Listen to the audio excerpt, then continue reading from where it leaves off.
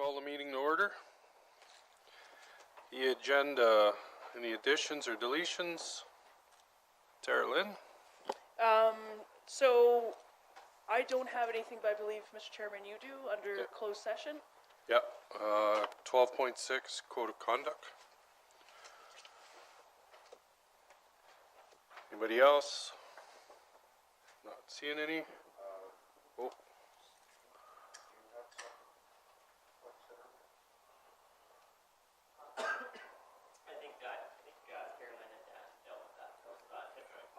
Yeah, we've got that dealt with.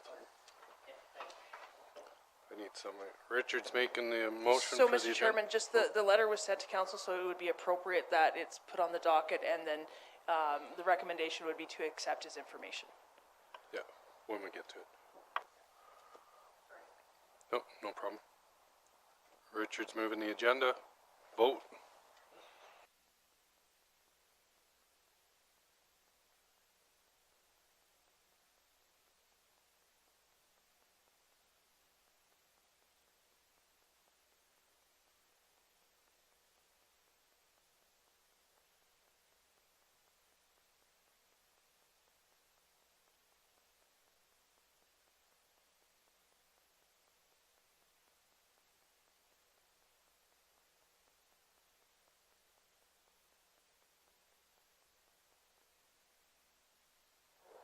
Oh, there we go.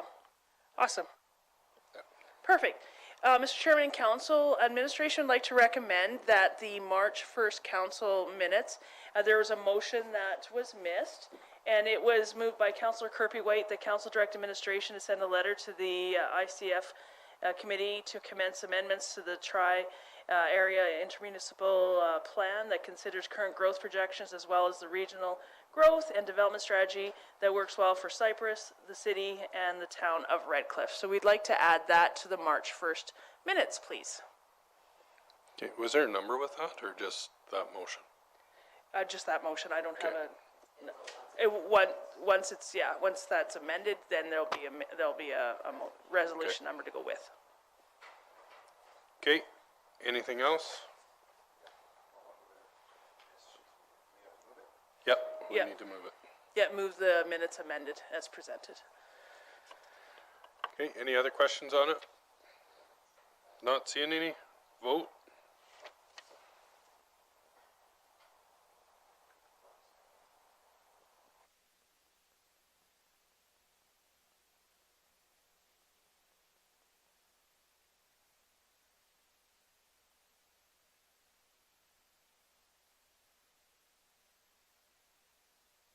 Okay, that's carried. Then we have March 22nd minutes. Did everybody read those? Michelle's moving them. I read them over for sure this time. It's hard to remember everything though when you're. It's hard to remember what's missing. Yeah. Right? Seeing it, you're like, oh yeah, I remember that, but it's not in there. Okay, not seeing anything. Vote.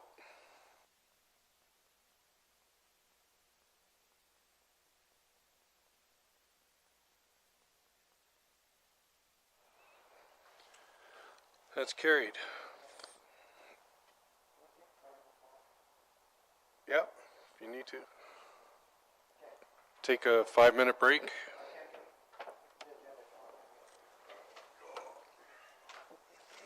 You gonna help them?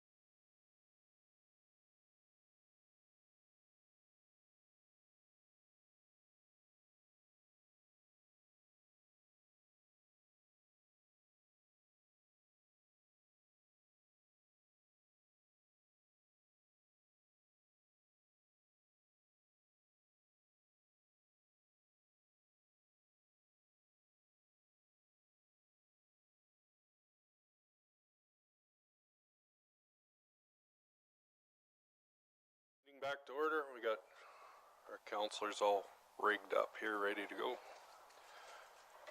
We'll go to 6.1, Tarlin.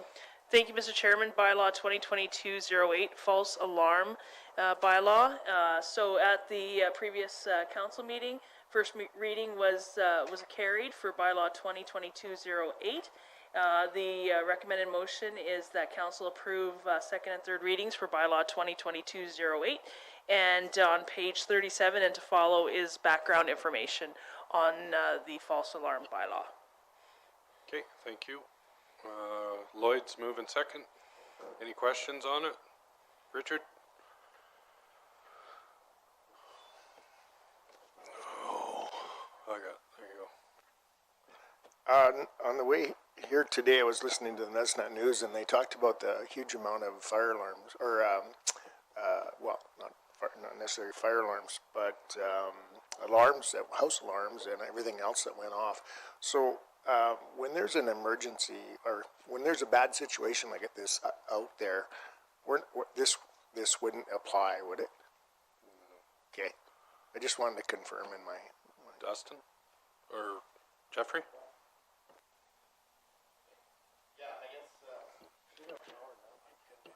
Yeah, you can. Oh, there we go, because I tried, but it didn't light up. So this bylaw addresses false alarms for businesses as well as personal residences. So essentially what the bylaw does is it gives, and you'll see in the definitions, there's what's called an alarm system, an alarm site, the alarm operator, I think it's called, alarm service provider, that's what it is. Anyway, what it does is it allows, if you notice under the fees section, which is section 3, it says for the first 2 false alarms, those are free, and then we start charging after the 3rd alarm. So essentially, yeah, it's for those situations where we have repeated number of false alarms that we constantly get. It's to try and curb some of that and try to, you know, mitigate some of those issues. But yeah, generally the alarm provider or the alarm system and the alarm site will have 2 false alarms that we will respond to before this bylaw would actually start to kick in and then charge for the 3rd and every alarm after that. But yeah, in you know, there's always verification to make sure that this is indeed a false alarm or if it is indeed a actual incident. And so we try to get clarification through the property owner, through the alarm company, those types of things. So, can I keep going? Does somebody have the power then to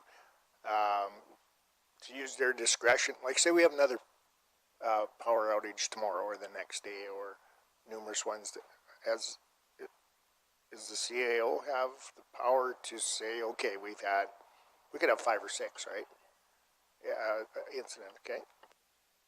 If I can, yeah, I'll answer that. So we did build into the bylaw, there is the provision so that if somebody would like to appeal the invoice that they've received for the fee that they've gotten, then the CAO has the ability, or the CAO's designate can waive the fees or use their discretion. And I guess if it's a situation like a day like today where, you know, then I think, you know, we can use common sense. But if it's your normal, average, run-of-the-mill day and, you know, the cat in the warehouse has set off the alarm for the 5th time in the last 2 weeks, then, you know, that's really what this bylaw is intended for. Thank you for that. Yeah, I guess that was kind of similar to the point of clarity I wanted. You know, I look at a false alarm if it's someone. Say yesterday we had one where it was a cooking incident, for example. I classify that not as a false alarm, but it was just a call that didn't get terminated properly. But where it would be applicable would be like, say, out at Elkwater when we brought this up the first time, where the interpretive center had a low battery on their alarm system and it kept every day at the same time sending the same false alarm. That'd be more where I thought it would be worth, or what it was for. So just kind of clarity that that's kind of the direction we're going.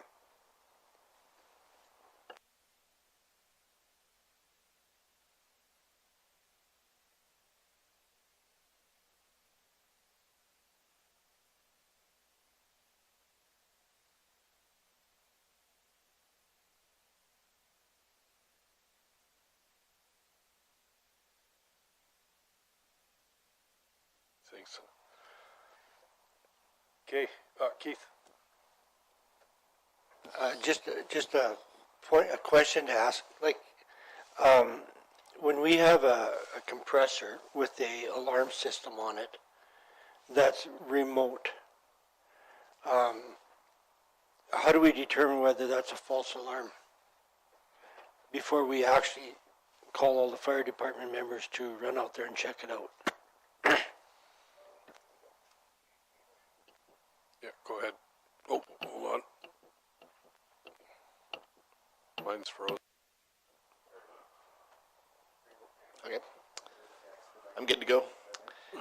Yeah, so in response, I guess that's where there would be a little bit of verification between, or communication between the property owner, the alarm company, the 911, our dispatcher, and emergency services to verify or communicate, trying to establish, is this an actual, I guess we have to treat everything like it's an actual incident until we get confirmation that it's not. And so, you know, we're responding, assuming that it's a real, and then once we find out that it's been verified, then I guess we can, you know, basically terminate the response and return back to the station. But so I guess that's the best answer I can give you, is that, yeah, there has to be some communication, and until we've basically been told otherwise, we have to assume it's real. Dustin? I think the big thing there is we would still treat everything as an emergency, but it's just a recourse for if it's reoccurring that we can charge for it. Because there was no provision in our bylaws to start with that we could do that. Okay, who moved that? Lloyd? Lloyd moved 6.1. Any other questions on it? Vote.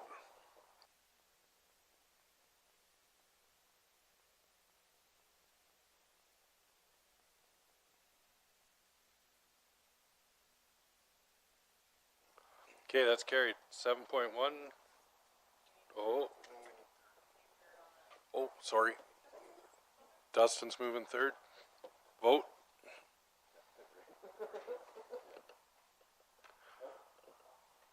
Oh.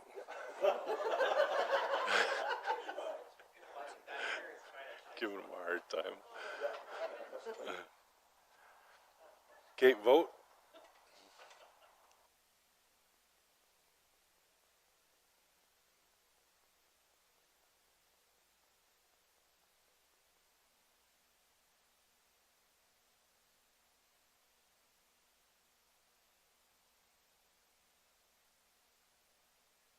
Okay, that's carried. 8, CAO's report. Thanks. Before you, Mr. Chairman and Council, is the CAO report. I have some exciting news to share. The Wild Horse Crossing will see a modernization starting the fall of 2022. So myself and the Reeve have a meeting with the Canadian Border Services on the 13th. There's 24 that will be modernized, and Wild Horse is one of the first. So that's all I. Yeah, it's icky. Yeah. Okay, any questions on the report? Robin? Okay, that's awesome. That is awesome news. My question is, will the modernization take into consideration what the requirements for expanding hours might look like, or is it simply a facelift that just kind of upgrades buildings that are there? Because I know that that's part of the issue of trying to expand hours, is that the facilities are insufficient, right? And I don't know if that just means modernizing. I don't know. That's what I'm just curious. So on the 13th, when we have the meeting, that's exactly what we're going to ask, is what is the scope of it? Is it so that the buildings that are condemned aren't condemned anymore, and it's still going to run, I think, what does it run, like from 8 in the morning till 10 at night or something like that? 8 to 5 Or during the winter. something Then 8 like that. to 8.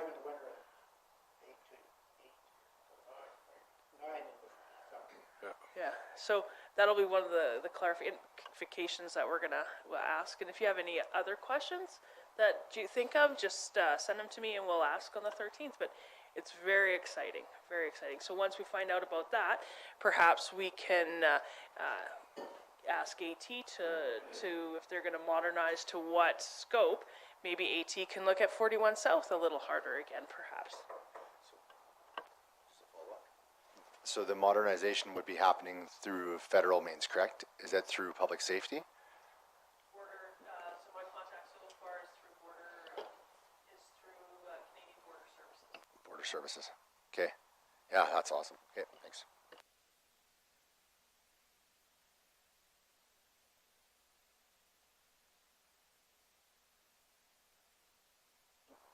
I think our biggest push will just to extend the hours because a 24-hour port. One day when I was visiting with them guys down there, they said it won't happen because you're too isolated and it takes 25 people to man a 24-hour port, and you have no accommodations, no people, no infrastructure coming out of Havre and the other way. But it just, you know. I know what we're after, you know, them extended hours during this winter, but how busy is it really will be the interesting thing to find out, you know, in the winter time.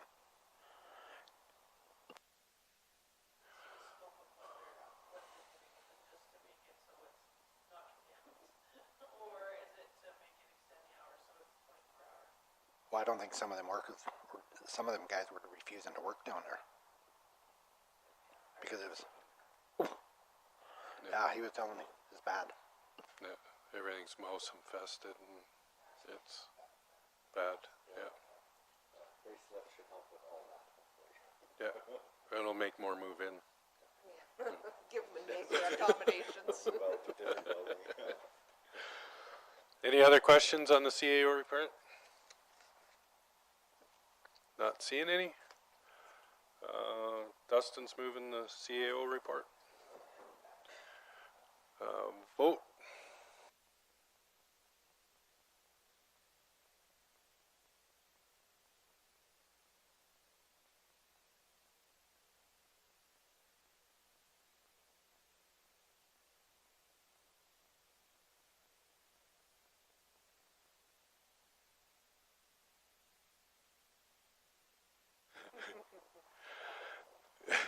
It's carried.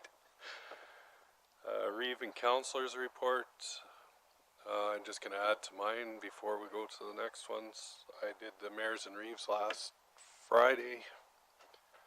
I didn't get a chance to put it on because the agenda was already out, but not too much to, well, the big talk was Halo. That was the biggest one, but there wasn't too much. Bill 15 was there, but I would try to explain that to you, but I couldn't understand what they were talking about with it. So I just know they're setting up another area to discipline teachers, but how that's all going, it was very confusing. So I was trying to take notes on it and couldn't put it all together. But other than that, there wasn't a whole bunch in the meeting.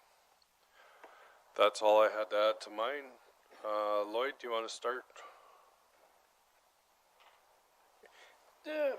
Elkwood has been pretty quiet besides the regular meetings I attended. Had a meeting with one of the taxpayers in Terry Lynn and Reeve sat in concerning the windmills. He's kind of like the backbone of everybody that is up against them. And they had a good talk with him, and he was quite happy when he left here. So hopefully he'll take some pressure off of us, and he goes after the provincial government and federal governments now. But other than that, it's been pretty quiet.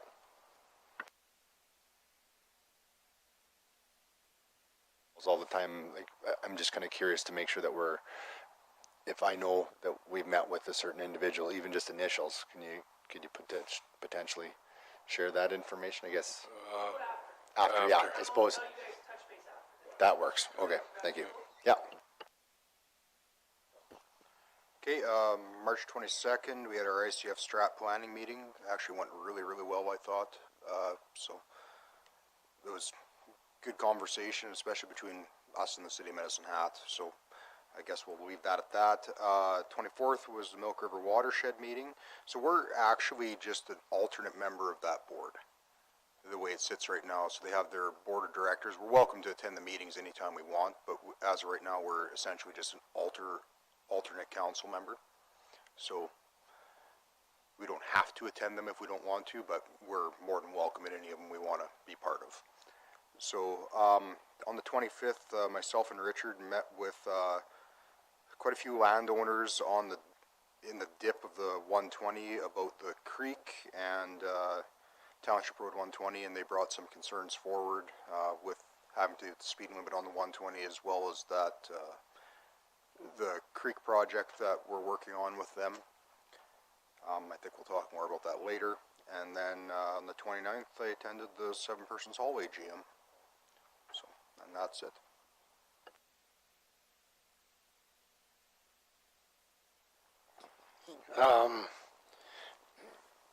After the last council meeting, I went to the MLA meeting for Cypress Medicine Hat. Chaired that meeting, then went to the Halo announcement and the Chamber of Commerce luncheon with Premier Kenny. That was it for me.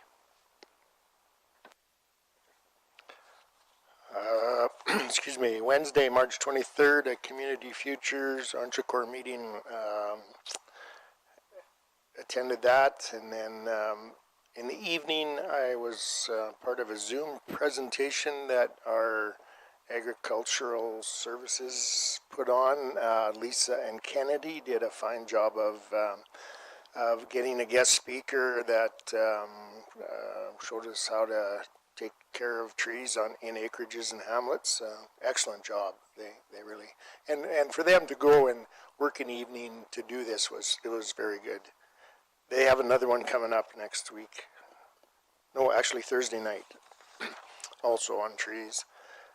Thursday, March 24th, I spent some time driving around with a couple of residents in Desert Bloom. We just looked at some deficiencies and sent in some emails to the county, and Kim responded, and Kim also let them know that the Public Works is going to be taken over from the Ag Department, so it's good that they know who to contact. On the 25th, yes, Dustin and I met with, I'm thinking 10 to 12 landowners, Dustin, eh? In that, I didn't know what to say there. I had Valley, Cooley, and then I think you're right, the dip on the 120 is probably the right words. And there's a list of their what they're asking for, and we will discuss it later on, but we probably spent an hour and a half there, minimum, maybe close to 2 hours, and tried to make them understand what council's limitations are on a project like this. Then on the 28th, I was here in the evening for a Cypress Community Funding meeting with Dan and Michelle. No, you weren't here, yeah, okay. Anyway, we discussed where some of the funding would go. Then on the 29th, I had a Verge Economic Development meeting in Bow Island. That went well. That's where we catch up on what's happening in 40 Mile, Bow Island, and Cypress County. And also the college usually has one of their, I'm going to go with the director. He's very high up in the system and brings us up to date on what's going on there, plus if there's anything that they should be looking at for courses, etc. Then that evening, Dan and I attended the Halo's annual general meeting. We had been invited by Paul to attend that and just to be part of it, so that was great.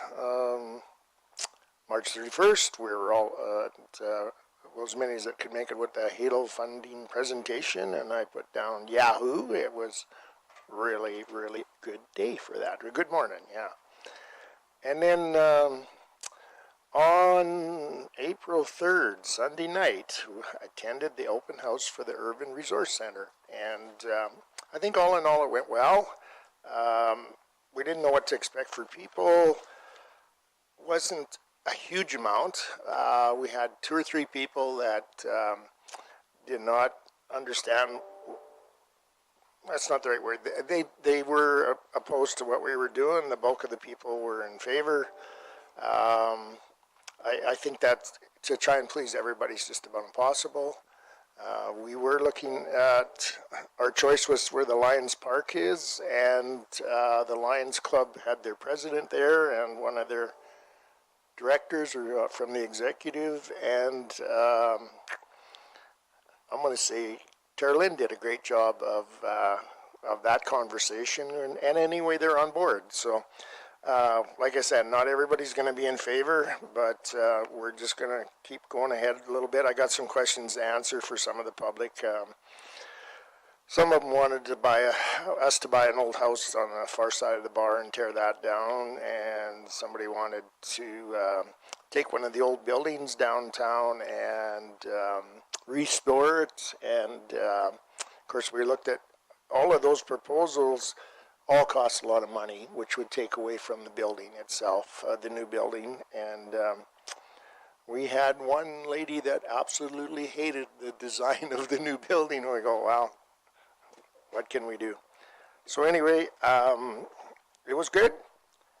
And yeah, we had a meeting this morning on FCSS, and we talked about elder abuse again, but it's going right by some people. So, and that's it. Thank you.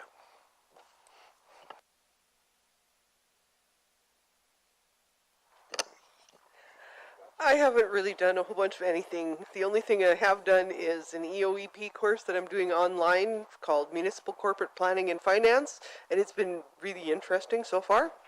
And what I came out of the last meeting was one county that asked their staff to give their council cheat sheets on what the mill rates were, and, you know, just basic questions that all ratepayers ask. So they did it, and he said it's very, very helpful. It's a little sheet, and every time anybody asks him, he's always got the answers for him right there. So I just thought that was a great idea. And then the Elder Abuse FCSS meeting this morning I attended.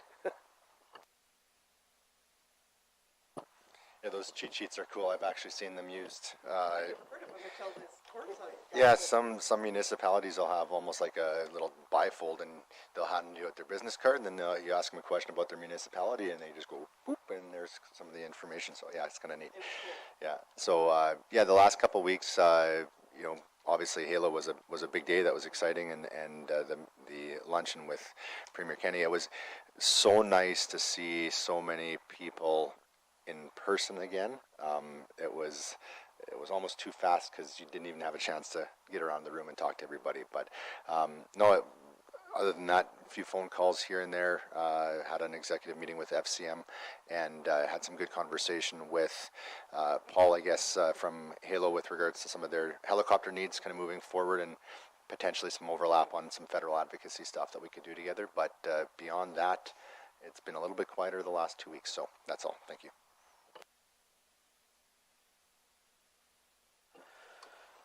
I definitely wasn't as busy as Richard.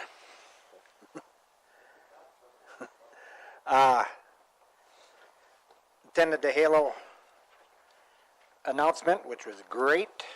Attended the luncheon there with Kenny, the Chamber of Commerce luncheon. Been dealing with some feather complaints and now our rooster complaint.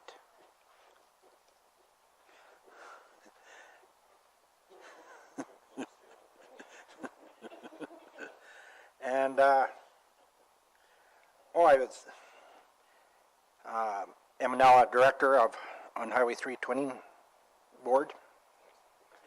And, had a little interesting conversation with a person that used to work at the travel center at Walsh. And one thing she mentioned that went over really well, and that I think we should have a look at, is back then they had a display of all the grains grown in this area. And she said it went over really well. People were really curious, really interested in that. And, you know, that's something, you know, that I think we could look into. Because she said that was the biggest, one of the biggest hits that people really found interesting. And I think it's a good idea to promote what we do grow here and even some of the new stuff that we grow in this area now. So I didn't know how to slide that in, but I just did. Thank you, Shane. Congratulations on the Highway 3 board. That's good. We get some representation there. Somebody want to move Robin's going to move the reports. Any questions on the reports? Seeing any? Vote.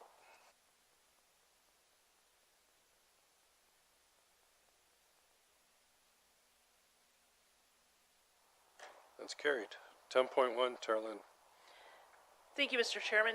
Gravel crushing, page 122. The recommended motion that council direct administration to award the gravel crushing to Lone Pine Crushing Limited for the amount of $812,300 for 110 cubic meters of crush. The background information is there as well. It's the Stony Hill pit and the Lee pit. And so does everybody understand how it works so when we crush, we crush and we pay for it, but that asset, it goes to our asset and increase the cost. So it's not taxed for until it doesn't hit the levy until it hits the road. So it stays in inventory, so that every time you touch a piece of gravel, it increases the cost of it. So then you have when she's all good to go, your 3/4 inch. When you are ready to put it on the ground, that's when it hits the levy. Everybody's good with that? Oh, The sorry. the counties don't pay levy on their own gravel. The tax levy. Oh, The tax levy. okay. And then I got another question to our Public Works. All these two pits are in compliance? Yes, and that's why we actually want to do 4 or 5 pits, but we only have these 2 so far that are ready for tender. Question number 3. When you put out the tender, are they using a conveyor for stockpiling or a truck? A conveyor. And you'll make sure that it's being monitored on how they use their stacker, because like Richard has complained many a times, you can get really, really, really bad segregation if it's not operated right. So I just want to make sure that we spot check that the stacker is running correctly.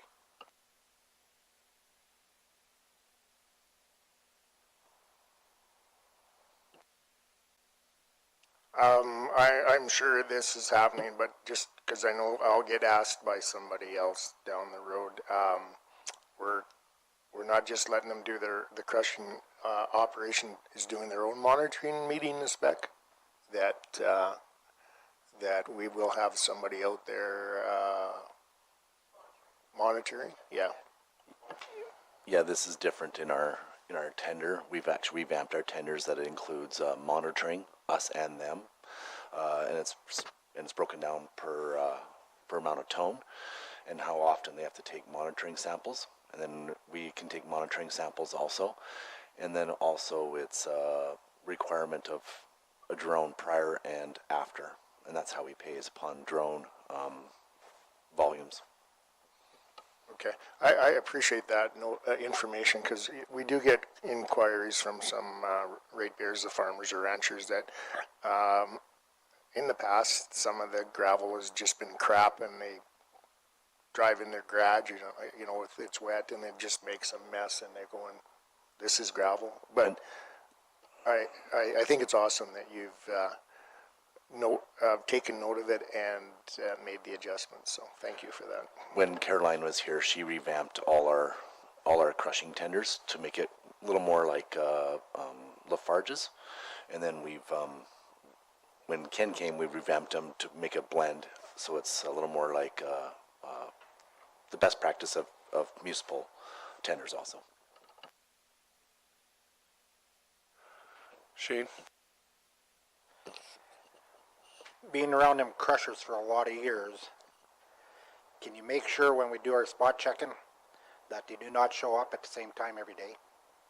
That they rotate different times so they know, because what will happen if them guys know the tester's coming at 10, they will go into there and they will be in spec every time. And then when you're got your back turned, they go a little haywire at times. Yeah, I'll make a note of that.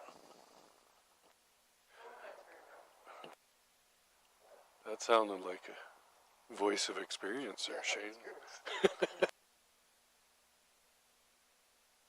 Yeah, they were the crusher why we are implementing the droning is because they were the ones that got our last contract.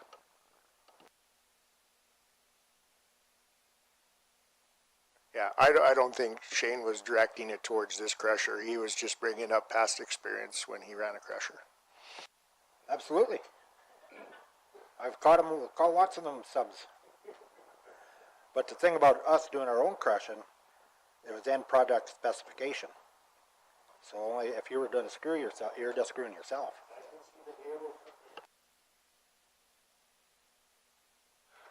Okay, did I get anybody to make that motion? Yeah, he made it. Okay. Whew. Any other questions on it? Not seeing any? Vote.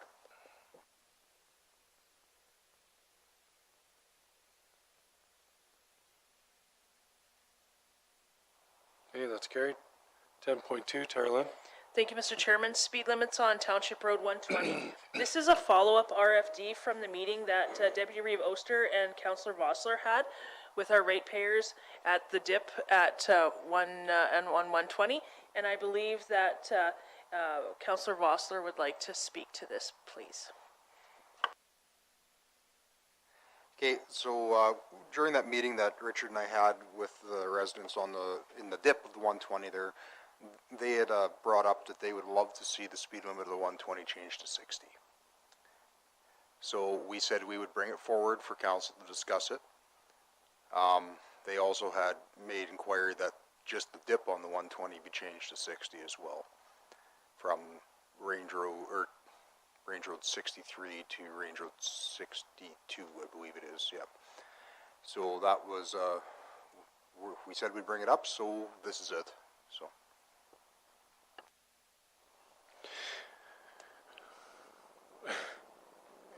Richard? I guess we might as well talk a little bit more about the other things too. Our comment, Dustin and I both made the same comment, is that if you want to reduce the speed limit, when you hit that coulee area, you're going to increase the amount of Jake brakes that are going to be used. It doesn't matter what speed you go to, Jake brakes are going to be thrown on. They're on automatic. You lift your foot off the throttle and they kick in. So Jake brakes is a really big concern for them, but I think it's anywhere where there's any kind of residential. So lowering it might make it a little safer for people turning in and out of their places. I did drive that again yesterday, and there's no hidden approaches. I looked at the thought, maybe we should put up some signs that say hidden approaches, but there is none. There's great visibility from both ends. So my concern is if we lower the speed limit, the Jake brake thing is going to get even worse, and so that bothers me big time. One of their concerns was they wanted us to guarantee the speed limit would not be increased, and we basically said there's no reason to increase it. It's working quite well the way it is, and of course we can't guarantee anything what the next council would do, but Dustin and I had no issues telling them it wasn't gonna be increased while we were around there.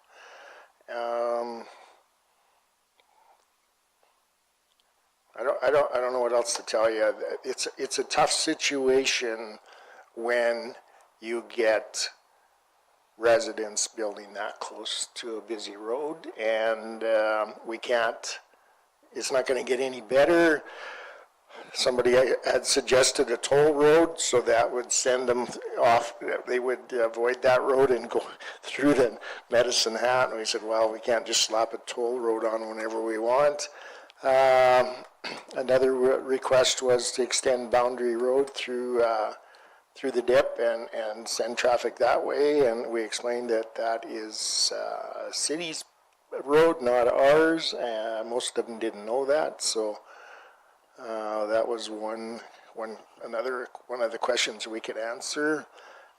They were looking for a four-way stop sign at Range Road 63 and 62, and as Dustin said to them, that'll even make it worse for Jake breaks, so that's not going to happen. So I don't think we're prepared at this time to bring a motion forward to reduce the speed limit. We were just throwing out ideas, and it's something that we can talk about a little more. Yeah, I guess another thing they had asked about too is maybe some more speed monitoring through there. You know, when I said there's a possibility we can put our portable sign up on either side for a number of times to take and monitor the speeds and see where they're at, and as well as we can suggest to our peace officer as well as our county mountie for additional enforcement in that area as well. I think that pretty much covered all of it. Yes. Well, one of the challenges was the RCMP was sitting down there in that coulee on one of the private approaches, and a homeowner ran him off. So we're going, you guys can't have it both ways, okay? So,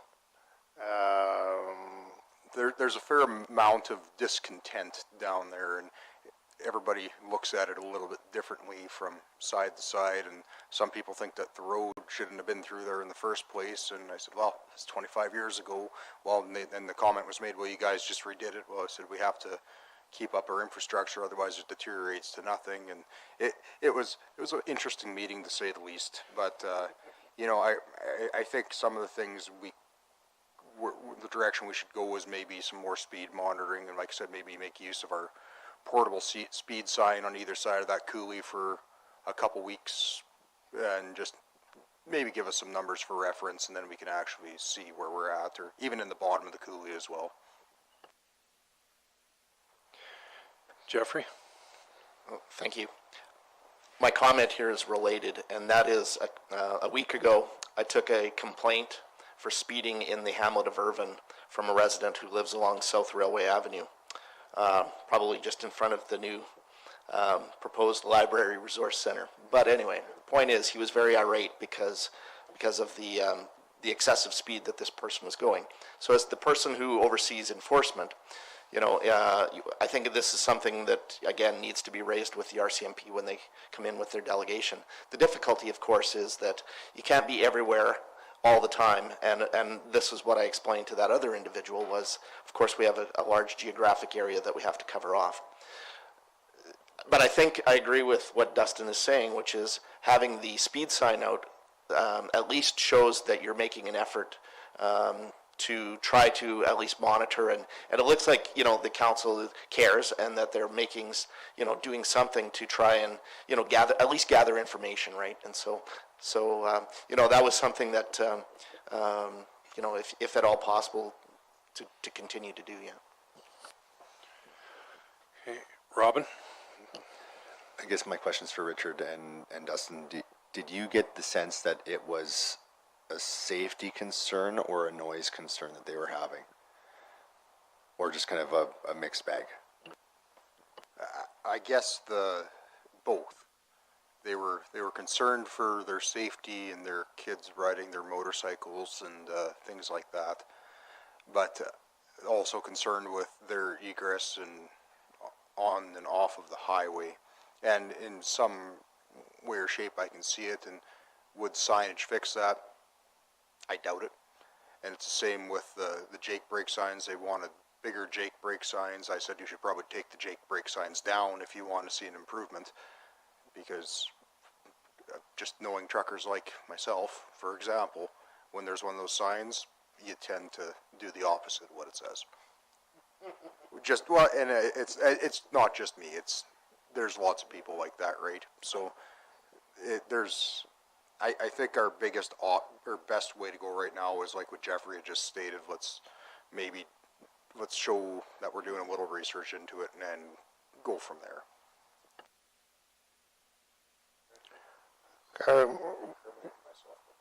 You might have, yeah, especially when you were speeding in Irvin, that's really bad. Their biggest frustration is the traffic. I mean, we've gone from 1,000 to 2,000, now probably some days we're up to 3,000. And is it ever going to get any better? No. And Dustin and I both explained to him, I mean, that's progress. Is it great progress? No, but it happens. And we as council, like, what can we do? Our hands are tied, and I'm sorry about it, but that's it. Maybe down the road, when it hits another number, maybe when it hits 4, we'll have to lower that speed limit. And we had played with that already for down around the co-op and the implement dealer, but that's their biggest frustration. And short of rerouting them, I don't know how else we can do it. And how do you stop traffic on that road, right? It's there. The frustration is one of the loudest persons was the landowner from back 30 years ago when the land was expropriated, and he's going to hate council until the day he dies. So I agree. Let's put the sign up that shows the speed, and that's all we can do for now. Michelle? Do we need a motion to get them to put that sign up? Okay. Well, I was just gonna, if we needed it. If we don't, we're good. You've heard what we're asking? Yeah, the sign is on a rotation. It's actually in Irvin because of the complaint, and then it goes somewhere else because of another complaint, and then we can address it to there. Go to this complaint. Yeah. So it's usually just following complaints, that sign. Okay. Robin? The, just to Richard's last comment about not knowing quite what we could do or whatever, I guess the one thing that, if it gets bad enough down the road, and I would obviously need to recuse myself for professional reasons, but there are situations where when you have highways that are going through residential areas, there's different types of acoustical solutions that can be done, whether it doesn't always have to be high stuff, especially when you've got houses that are lower down. You could put in a 3 or 4 foot high absorptive wall that actually absorbs a lot of the sound, tire sound specifically. I don't think it'll help with Jake brakes per se, but you know, if that was ever something that the residents wanted to do, I would obviously recuse myself, but there are solutions if it is noise related. If it's safety related, yeah, don't ride your motorbikes on a highway. That's for one. And right, and I'm assuming there's probably not room for turnouts or anything like that either, right? So really, that's the only thing that if it gets bad enough that they could look at. So Shane? Number of things. I agree with the post, putting up the speed monitoring signs. On a Sunday afternoon, I happened to be spending a couple hours in one of them houses down there, and I made a comment. I said, "Boy, you can't really hear that highway that bad." She said, "No, you hear it when we first moved in, but after that, it's not bad. It's just a Jake's brakes, and now, they're happy. They understood. They bought the house there. To make your comment about widenings, you can't do that at every approach going to everybody's place. Speed limit, that's why we spend all that money on doing them intersection treatments, to handle that. We looked at that. So, I mean, we've done everything. And yeah, I agree, if you reduce the speed, them Jakes are going to come on more. And you just got to be cautious. You know where you live. Just be cautious. But yeah. Yeah, I agree. I hear the Jakes more than I hear the highway. The highway doesn't bother me, and I got 25,000 vehicles a day going by my house, but those Jake brakes are annoying. Yeah. Yeah, the Dustin.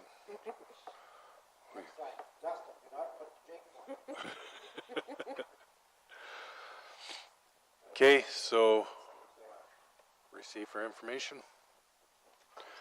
Dustin's moving to receive for any information. Any more comments? Not seeing any. Vote.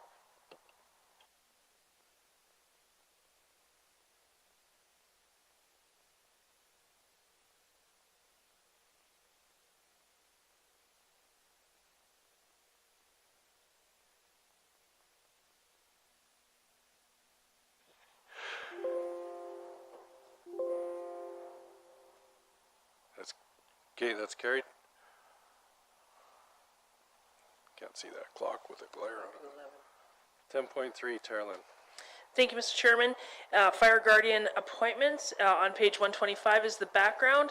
The recommended motion is to appoint a whole bunch of people. I'm not going to read all of the folks, but a whole bunch of people, and also to just let you know the virtue of your position. And myself, we are Fire Guardians as well. Oh, forget I said that. But just, yeah, just like Commissioner Vos, that sort of thing, the virtue of the position, so, yeah. But, yeah, so it's there, and we are very grateful of these folks that do this for us. Michelle's moving all those names on there that are listed. Any questions or comments? Not seeing any? Vote.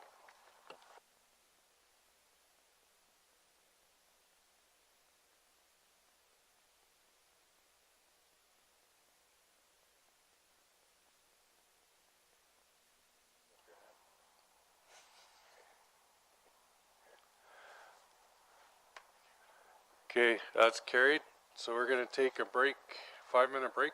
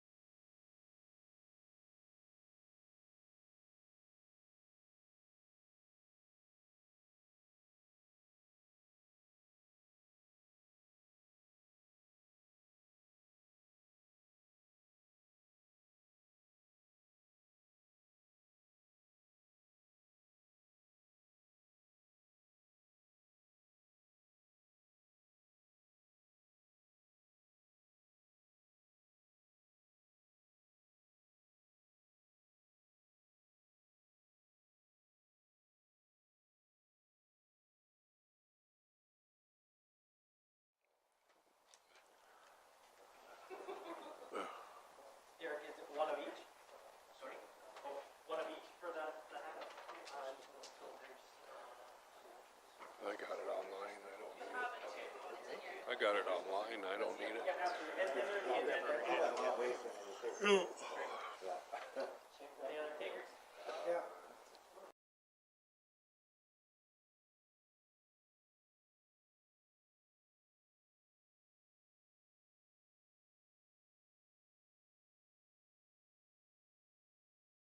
Be here now, I'll call the meeting back to order.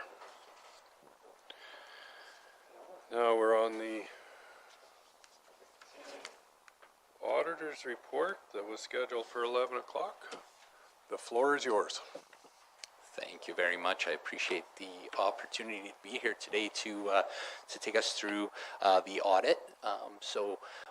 What I'll do, and I apologize for any of you that have had to hear me talk about audits before. I know there's a few of you in here. Whenever an auditor meets with those charged with governance, we're required to go through some things. So I'm going to take us through those first, and then I'll take us into the financial statements. So just a quick introduction. My name's Derek Taylor. I'm a partner with KPMG. A couple of other, I guess, the moving down kind of the things that we have to talk about would be, very first thing is independence.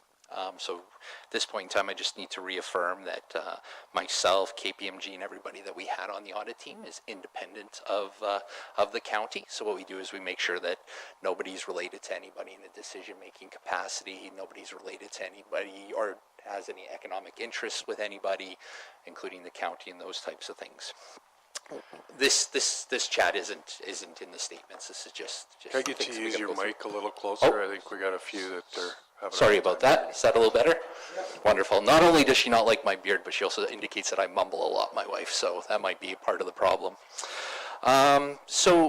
Other things is just with regards to the status of the audit. So obviously right now where we are is we've completed our audit and we're prepared to issue an unmodified or clean audit opinion. So consistent with what you would have seen in the past, subject to our discussions here today. Other key items that we need to talk about is just the framework that your financial statements are prepared in accordance with. So your financial statements are prepared in accordance with public sector accounting standards. So that's consistent with prior years as well as consistent with, your peer group and those types of, and all of those items. But what we're also required to talk about when we talk about that framework would be if there's been any changes with the framework. So one of the items that are in your financial statements is a note that talks about future changes to the framework, but during the current year there was no changes to the framework that would impact your financial statements. So if something new had come into play that would have a major impact on your financial statements, we'd be required to talk about it now. So for instance, in a couple of years down the road here, you're going to have a new section on asset retirement obligations. And so what that's forcing management to do is kind of revisit your buildings and properties and those types of things. And if there's any contamination or there's any costs with the future retirement of those assets, they may need to require booking an obligation or a liability. So for instance, that's something that's coming down the road. If we had something significant like that coming into your financial statements, it would probably have a big impact on there. We'd have to chat about it. The next item would be with regards to accounting policies used. So just like any framework within PSAB or public sector accounting standards, management creates policies, adopts policies in their accounting. So if there were any changes in your policies, we would be required to bring those to your attention now. There were no changes, so nothing new from that perspective. The next item we're required to talk about would be any significant estimates used in preparing your financial statements. So when we look at the county's financial statements, there's really three areas where there's significant estimates. The first one, and one that we kind of see an impact on your financial statements in the prior year, but when we're looking at them in a few moments, we'll see where that stands out, is in the prior year, management took an allowance, or I should say the county took an allowance on the West Star receivable. So what that means is you still have the receivable on the books, but you took a valuation allowance on it, just because it's obviously some challenges in trying to collect it and those types of things. So what management's required to do is look at all these types of assets, if you will, and assess whether or not there's any type of potential impairment in those types of items. So that was something that was dealt with last year, but you guys still do have it on your books. It's just netted against an allowance. So that's something that's in there, and something that, like I said, just due to the value of it, it's important that we just bring to your attention. The next area is with regards to your tangible capital assets. So what that is that when you guys build infrastructure or you acquire assets that are going to be used for more than 1 year, you estimate how long you're going to use those assets. So when you acquire the asset, it gets set up on your statement of financial position as an asset, and then management estimates how long they'll use that asset, and they take a depreciation or an amortization charge against that asset every year to kind of show that you're consuming that asset up. So that estimated useful life is one of the key estimates that we need to look at. And what we do is we look at your historical experience, we look at your peer group and those types of things, just to make sure that that estimate is reasonable. And then the last item around key estimates would be with regards to deferred revenue. So on your statement of financial position, you'll see an amount called deferred revenue. And often what that deferred revenue, well, a good portion of it, what it represents is that when you receive funding that has an external stipulation on it, management has to meet those stipulations in order to recognize the revenue. So for instance, if you receive capital funding for a certain project, you don't recognize that revenue until you spend the money on that project. So from an accounting perspective, there's an estimate in meeting those stipulations. So again, that's one of the other ones that we need to look at. So when we do testing from an audit perspective, we go in and we see that the money's been received, we look at the contract, we see what the stipulations are, and then we see how much management's recognized, and we kind of assess whether or not those expenses meet those stipulations. Again, if we had any concerns around the estimates, we'd bring them to your attention, but I am just required to talk about them. So, sorry, at this point in time, usually auditors are putting people to sleep, so I apologize. I'm almost through the boring part and get to the numbers. So, the next point would be if we had any misstatements. So if during the course of our audit, if we came across any audit differences or anything like that, we'd bring them to your attention. There's none to bring to your attention this year. Your management team is very proactive, so throughout the year, whenever they come across anything that's unusual or anything that they want to chat about, they call, and we've usually worked these things out way before the audits come out. You never want your auditor to have surprises when you're meeting with them, and they don't want surprises when we come out. So it's really quite good that your team is proactive from that perspective.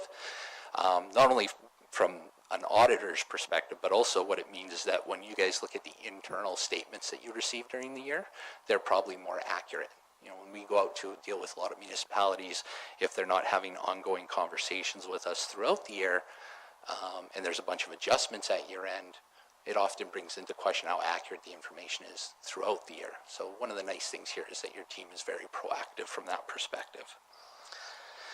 And other than that, that's probably the main items to discuss from that perspective before I take us into the financial statements. I'll just pause for a moment to see if there's any questions. Excuse me. Do any of the new guys have any questions on what he's going through, or make sense? We've had this conversation quite a few times, so we understand what he's saying. So if you have any questions, just let me know and we'll try and, yep.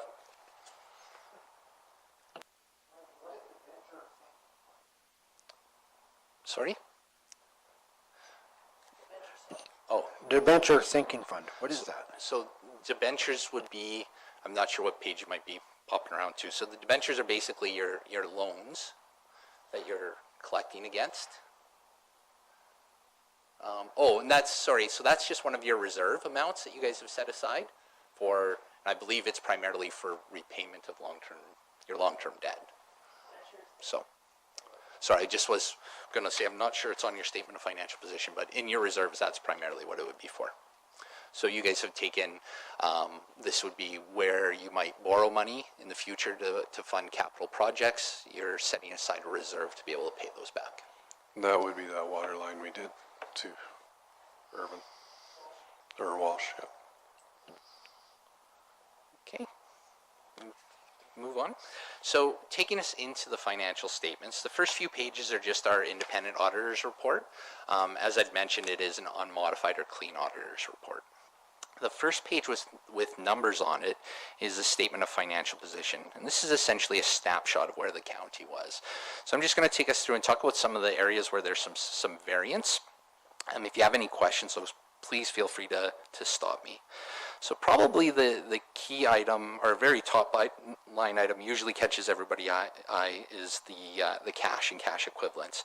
So we'll note this year that it's a bit down from the prior year. There's a couple moving parts here, but obviously when we go through the statement of cash flows, we'll talk a little bit more about this. But really, when we look at it, your day-to-day operations did generate a positive cash flow, but where we saw some cash outflows, which result in our cash position being a little bit lighter this year, is we saw a fairly large increase in our investments this year. So you took some of the money that is going to be spent in the future, and instead of holding it in your current accounts, you've invested it just to, increase the rate of return for your stakeholders. Your deferred revenue went up. So what that is again, I talked about those estimates earlier. So this is where we've received some cash, but of course it's been kind of, again, we haven't spent it on certain projects. So again, that kind of impacts, again, largely it's being held in the investments versus the cash. We also saw a decrease in our long-term debt. So that's where some of our cash goes, because we got our regular scheduled repayments of the debt. And then our capital assets this year. We do note that overall the net book value of the assets went up, but what we saw there was we saw some big capital projects. I think there was about $13 million in new capital spent this year, less the amortization. That's an estimate that I spoke about earlier. And I'll talk a little bit more about that as I move down. But really, when we look at our cash, probably the big reasons why it's down, that increase in our investments and our capital asset investment, so that infrastructure investment that you guys had this year. Moving down to our taxes and grants receivable, this is another area where there's a bit of a variance from the prior year. And just last year we had a couple of, we had some larger receivables with regards to some energy companies. And so this year you guys had entered into some plans with them to pay those down, so they paid those down. So quite when we look at that decrease, that really kind of enhances the amount of cash that flowed into the county. But, a lot of it, really good effort from your management team to make sure that you guys were able to realize some of those receivables that you were collecting or holding last year. Moving down to our trade and other receivables, we do see a little bit of an increase here. This is largely just due to some timing items there. So, and I apologize, I have a note here and I can't read my chicken scratch here, so I do apologize for that. This is largely we had. Again, it's primarily just timing. I had here that it was just, it was just part of it was due to the timing of requisitions with the province versus what had been collected. So really what we're looking at there is just the fact that you guys would have received most of this after year end, but just when it was requisitioned, when it was received. Moving down, the next area where we see a bit of an increase would be in our investments. As I'd mentioned before, your management team has taken excess cash being held for the time being and invested it to make sure that we're enhancing the rate of return. And then we've got our debt charges recoverable. So these are amounts that where we've taken on debt with others and we've received our regular scheduled payments on those. Overall, we see our assets increase. And again, that's primarily due to our operations. Moving down to our liabilities, where we see some variance there. Our accounts payable, we saw a bit of an increase there. A lot of that has to do with the timing of when we were making payments on some of our capital projects. So you completed some of your capital projects towards the end of the year. So we see that small increase, or I should say we see that increase in our payables largely just due to the timing of when we're making payments on those projects. Our deferred revenue, as I'd mentioned before, we did see a bit of an increase there.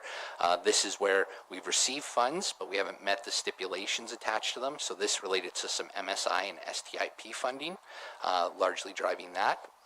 Our long-term debt, bit of a decrease there. Again, just our regular scheduled repayments from that perspective. About partway down that statement, we come to a line that says our net financial assets. And what this number represents is if you were to take your financial assets and you were to take out your liabilities or amounts where we have obligations attached to them, would you have enough financial assets to offset your obligations? And we look at over the last 2 years, you've seen an improvement in your net financial asset position, but the fact that you're in a net financial position shows that you guys have a fair amount of flexibility going forward.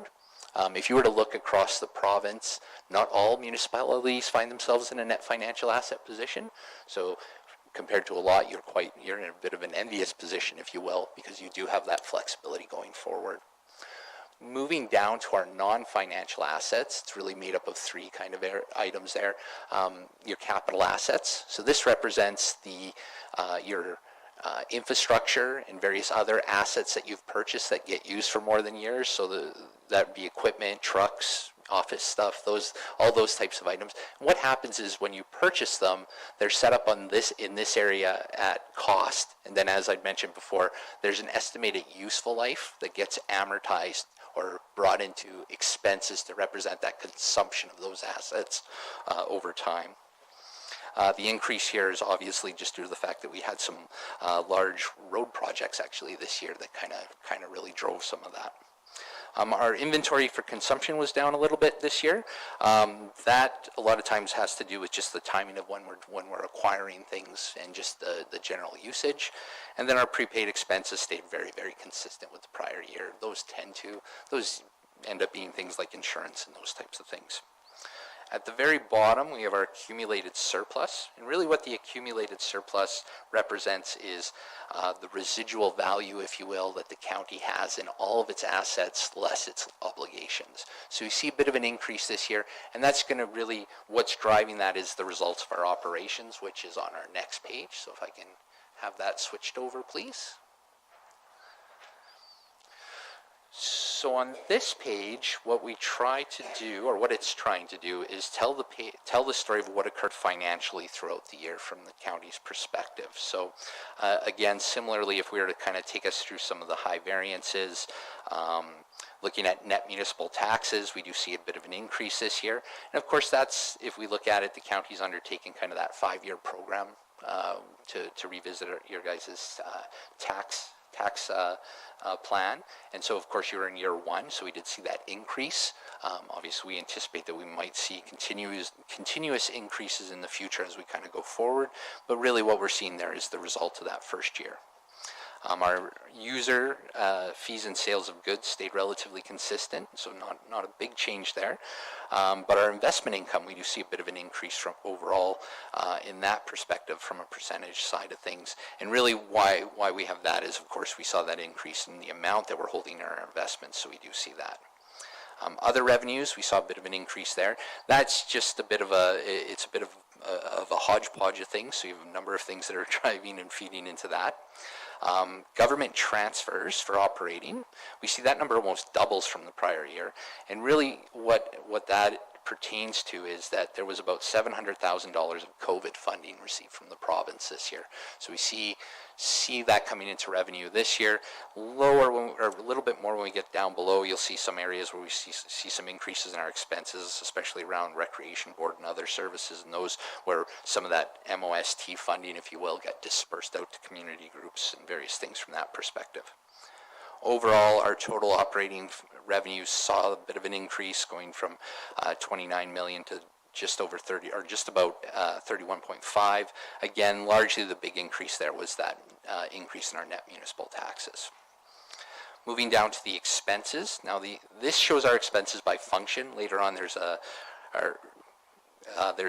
schedule that takes us to our expenses by object. Looking overall, we did see our expenses decrease. Now, if we work from the bottom and work our way up, a couple of key things there that kind of impacted our expenses last year is we had some disposition of capital assets that resulted in losses last year. Obviously, we weren't in that same position this year.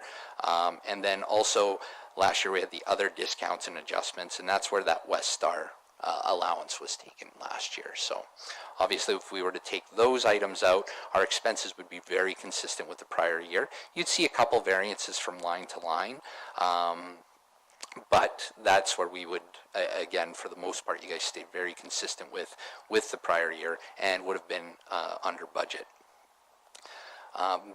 Moving down below that, we get to our excess of revenues over expenditures. So this year, essentially our excess of revenues and expenses from operations was about 3.8 compared to a deficiency of 1.6 last year. A lot of that has to do, again, with the fact that we saw some increases in our net municipal taxes and some of our other government transfers up above. Then we get down into our other revenue. A couple larger variances there. One, we've got our government transfers for capital. We see it went from 1.3 last year to 7.5 this year. Again, that a big portion of this increase here is associated with us receiving grant funding associated with capital projects. So in particular, I think there was one that was about 5.5 related to one specific road. So again, receiving that funding, meeting those stipulations allows you to recognize those revenues. Then we see a gain on disposal of capital assets. So where in the prior year we disposed of some assets for less than book value, in the current year we disposed of them at greater than book value. So we made up a little bit of that. And then there were some non-government transfers from capital consistent with the prior year. Overall, though, we see our excess of revenues over expenditures at 11.5 million this year compared to a deficiency of 200,000 last year. So key things that are really driving that, of course, is that $7.5 million in capital funding. So you've spent that money. So it doesn't mean that flowed into our cash, but rather what happened is we were able to recognize that revenue because we spent the money we received meeting those stipulations, allowing us to recognize the revenue. So overall, we see an increase in our accumulated surplus from 249 million to just about 261 million. The next page is our statement of net financial assets. So I spoke a little bit earlier when I was going over the statement of financial position regarding the net financial asset position. What this statement does is it just takes your excess of revenues over expenditures and it adjusts it for non-cash or non-financial asset items to kind of show why we moved from just about 93 million to just about 99 million in our net financial assets. And obviously the big things that impact here are the acquisition of capital assets, as well as kind of the amortization or that non-cash expense that I spoke about earlier, and then changes in our inventories and prepaid expenses as well. This page, while it's important to kind of show the interactions on how that net financial asset situation is, I think the main story to take away from it is that, again, being in that net financial asset position, you guys have more flexibility regarding your decision making going forward. If you were to look at a municipality that would find itself in a net debt position, the reason that most find themselves in net debt positions is due to the fact that they've gone out and borrowed money to purchase capital assets. So if you were to look at your peer group and you were to see municipalities in that situation, doesn't necessarily mean that they're having a liquidity crisis or anything like that. What it just means is that they've made current decisions to invest in infrastructure and earmark their future revenue streams to pay for that current decision, while you guys are in that situation where you haven't done that. The next page is our statement of cash flows. And so this is one page I like to talk about a little bit more, regardless of whatever type of financial statement you're looking at, whether it be a small business, a municipality, or a not-for-profit. This statement is kind of key because it kind of tells the narrative of the year. So I won't necessarily go through every number on it, but kind of the key few numbers I like to focus on is there's one about 1/3 or almost 2/3 down the page that's 24 million this year compared to 15 million in the prior year. And so what this number represents is your cash flow from day-to-day operations. And how we get to that cash flow number is we take your excess of revenues over expenditures, we adjust for that non-cash amortization, we adjust for changes in your receivables and payables and inventory. And so when we look at you guys, you've almost doubled the cash flow that came in from day-to-day operations. Now, some of it is just due to the fact that we were able to bring down those receivables that I spoke about earlier, as well as a bit of an increase in our deferred revenue. So when we look at it, 1.6 of it is due to the fact that we saw cash come in that has been earmarked for externally for projects. So we haven't met those stipulations, but it has resulted in our cash balance being a bit higher. And so if you were to look at any entity, whether, again, it be a small business, a municipality, or a not-for-profit, year over year, you want to see that number being positive, because what that means is that our day-to-day operations are generating sufficient cash flows that we can then make decisions to reinvest in ourselves. If you see an entity where that number is negative year over year, it usually means that that entity is going out and having to finance their operations through borrowing money or selling assets and those types of things. So again, a very positive situation. So then usually the next question is, well, if we generated $24 million this year, what did we do with it? And so that kind of comes down in the next part of the narrative in the statement. So when we look right below it, we see our capital. And so we see that we invested $13.6 million into infrastructure this year. So the 24 million that came in, 13.6 was basically invested in new roads, all various other things of infrastructure. Then we took about $12 million and we purchased new investments. So you took that excess cash. We didn't want it in the bank account. We wanted making sure that we're returning, getting a good rate of return for the county. So you've invested it. And then the last part, we see that we have our long-term debt repayment. So at the end of the day, even though we had 24 million come in, when we factor these other items out, our actual cash balance decreased by about 1.5 million. But really a lot of that went into those investments that'll be available in the future.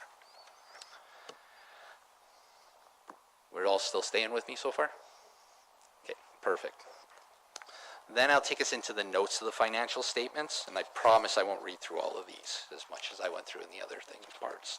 So the first couple of pages, from page 5 to page 8, is just the significant accounting policies. And I spoke about it earlier, how there haven't been any changes in your policies. So if you're really bored on a Friday night, absolutely have a read through those, but they are the same as what you would have seen in the prior year. So nothing new to kind of talk about from that perspective. Note 2 on page 8 takes us through a recent accounting pronouncements. And so this was something I spoke about earlier as well. There were no changes to the framework this year, so PSAB didn't change, but this note basically talks about the changes that are coming to public sector accounting standards. When we finally get to page 10, note 3, we get into some of the numbers, or some of the notes that provide some of the background for some of the numbers on your statement of financial position and operations, pardon me. So primarily if we look at kind of our cash position, so we've got amounts that are in cash and cash equivalents. So really the cash equivalents are just funds held in a high interest savings account. So they're fully accessible, but just they're outside of your normal day-to-day kind of bank account. Note 4 talks about, kind of shows a little bit of information regarding our taxes and grants in place of taxes receivable. As I mentioned, we saw that come down because, again, those amounts that we had from those 2 energy companies, just the project, or going through and making sure that you guys were able to work with them and collect those as much as possible. Note 5 talks a bit about the investments. So it shows that at our cost and our market value. So again, just going down, it talks a bit about the fact that we have a fair amount of it in short-term notes, some of it in long-term, some of it's in government, those types of things, and gives us a bit of information on our rates of return. Note 6 provides us with some information regarding our inventory for consumption. As I mentioned earlier, a lot of times we see some swings in there just due to the timing of when we might have done, for instance, gravel, when we might have done our crushes and those types of things. Note 7 provides some information on the debt charges recoverable. So these are just some amounts that we have out for various projects where we're recovering amounts from third parties, and so just the amounts that we anticipate in collecting and the amounts we anticipate collecting in interest over the next few years. Note 8 is a very summarized note regarding the information on our tangible capital assets, or I should say just our capital assets, because it also includes your intangible assets, which include those water rights. There is a schedule a little bit later on that kind of provides much more detail. Note 9 provides us a breakdown of the amounts that are included in our deferred revenue. Probably the important part to look at would be the bottom part of that note. It kind of shows where we've got the deferred revenue by source. So again, keeping in mind that deferred revenue is largely when we've received cash, but we haven't met those stipulations yet, so they're deferred. So here we've got MSI funding largely and federal gas funding that where we've received it. They're for specific projects, but we haven't undertaken those projects yet. Note 10 provides some information on our long-term debt, including just the amount that we have outstanding, as well as regular scheduled principal and interest payments for the next number of years. Note 11 provides information on our debt limits. So just under the MGA, we're required to include in the financial statements what your debt limits are and how much you've used. So again, when we look at it, due to our increase in our revenue this year, we saw our debt limits actually increase, and obviously that coupled with the fact that we've paid down some of our long-term debt, overall we see our debt limits, our unused debt limits increase, as well as our unused debt servicing amounts increase as well. Note 12 takes us in, provides a bit more information on our accumulated surplus. So again, as I mentioned before, accumulated surplus essentially represents the residual value in our assets less our liabilities that the county has. And really when we look at that residual value, it's kind of broken into kind of three buckets, if you will. We've got one bucket that represents your equity and capital assets. So what that is if you were to take the net book value of your assets less the debt associated with it, that would be your residual value in your assets. Now keep in mind that's not market value, that's cost. And the reason it's at cost is that normally municipalities aren't in the business of flipping their assets, right? They're in the business of buying and using infrastructure over there to provide services. So this is at cost, our residual value. Then we've got our restricted amounts, which represent your various reserves that you guys have established. So you've got capital amounts and operating amounts that have been set up as reserves. And then we've got our unrestricted. So the unrestricted represents amounts that are available for day-to-day operations outside of our amounts that we've set aside to be reserved. Note 13 talks a little bit about segmented disclosures, just due to the fact that we do have some schedules a little bit later on, Schedule 2, that basically takes the statement of operations and breaks it down so that you guys can look at it a little bit differently. So we'll talk about that in a few moments. Note 14 is a required note just showing compensation received by counselors. And historically, the county's always just showed it by division. So just really in there for information purposes. Note 15 talks a bit about local authorities pension plan. So obviously the county participates in the local authorities pension plan. This note just provides some information about contributions that you guys made on behalf of the employees. 16 talks about potential contingent liabilities. So that's a note that's been in there for a while. It's just required that we include it. Note 17 is a note on financial instruments. Basically just touches base on whether we have any significant interest rate, credit risk, or liquidity risks. If you guys were, had any significant risks in, if you were investing in cocoa futures or something like that, we would be required to disclose it in this part of the financial statements. Obviously, there's not that much, you guys aren't in anything too exotic from that perspective, but we do talk a little bit about your credit concentrations. The fact that we do have a fair amount of our receivables are due from, a handful of parties, but again, no major issues from that perspective. In the prior year, you guys had kind of cleaned up some of those amounts. Then the last two notes, just with regards to when the budget that's in here was approved, and then ultimately these financial statements do need to be approved by both council and management. Then we get into the schedules. So the schedules basically, again, take some of the numbers from your statement of financial position, statement of operations, just expand on them a little bit. So Schedule 1 just provides more information on our government transfers, so just, again, breaking it down for where we received amounts for from the province for our operating, and then amounts from a capital perspective. So again, we talked about the fact that we did see a bit of an increase in our operating, again, due to largely that COVID funding. And then this year, of course, the capital projects, you guys had that large road project that was largely grant funded. And so again, that's one of the things that drives that increase there. Schedule 2, this is a schedule of segmented disclosure. So again, takes your statement of operations and kind of breaks it out a little bit differently here. So again, overall, we still saw that this page reflects that excess of revenues over expenditures that I spoke about earlier. Schedule 3 talks about changes in our accumulated surplus. So earlier I talked about the accumulated surplus being that residual ownership that's kind of broken into three buckets. This schedule just shows the interrelationship between those buckets. So again, just how things either transfer into reserves or transfer out of reserves, and how amounts that are purchased are set up in your equity and capital assets, less the amortization, those types of things. Schedule 4 provides us a breakdown of the scheduled net municipal taxes. So it shows the gross the gross levy less the requisitions. Schedule 5 takes us through your expenses by object. So earlier it was showing us by function, and then this just shows us by object where we saw some of those things. One of the key numbers when we look at it is your amortization. Again, that representing that non-cash expense that I spoke about earlier. And then the last one, Schedule 6, being a schedule that gives you more detail on the net book value of your capital assets. So again, what it's trying to do here is just show your costs less that amortization that we've taken year over year. Now, I was told I had about 30 minutes, so I took you through an absolute run through your financial statement. So I apologize if that was fast, but I wanted to get through everything.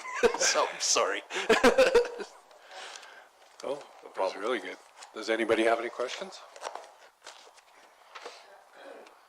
It's hard to take a whole year and smash it into 30 minutes. So, but your team here has done a good job on their financial statements. So, I think you did an excellent job on it.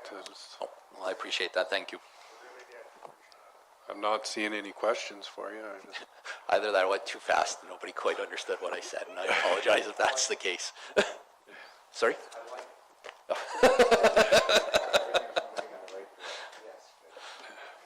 And I will say, I talked to quite a few counselors. We all read through it, trying to put it all together before today. So Wonderful. Well, I think, as I mentioned before, with your management team kind of being proactive, so there's no surprises when we come out. The stuff that you get throughout the year is very accurate. So you guys probably a lot of what you're hearing from me, you've probably heard from them previously. yeah, we're on the ball with it. So. Yeah. No, absolutely.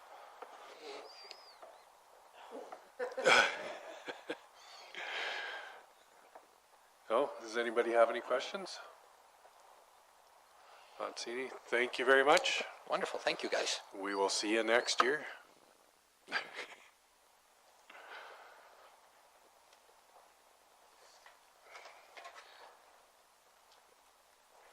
All right.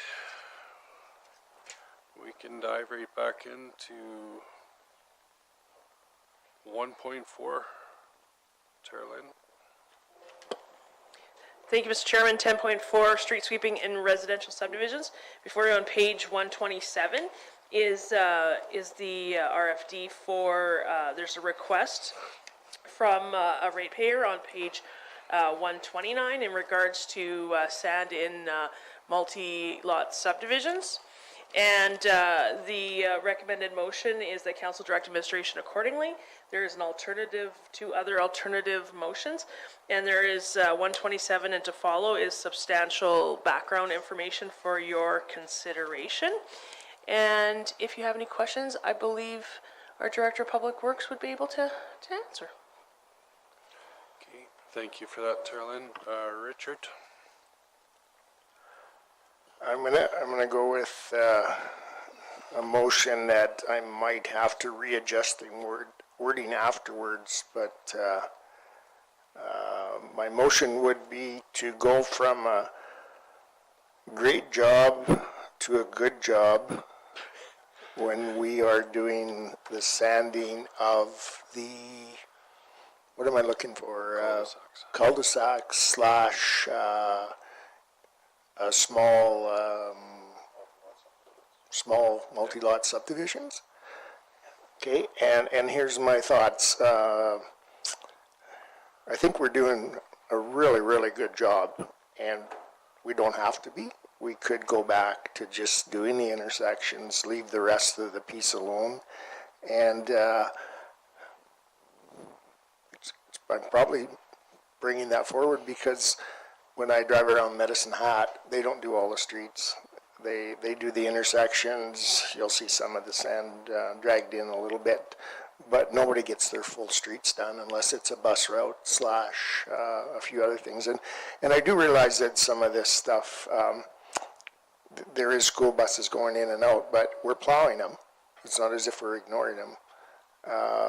They're driving slow, and so I don't think we need to be doing I don't think we need to do the main, just do the intersections. Okay, so I'll elaborate a little bit. I took the call on this, and then we got them to send the letter in, so it would be dealt with today. And a few of these people, they have pretty nice cars. They have them put away in these subdivision and lots, and they bring them into town and clean them up, take them back, and they're all dusty and dirty again, just going down the road. That's why the complaints are coming in. They just want, I guess the exact statement was, you put the sand down there, take the sand off.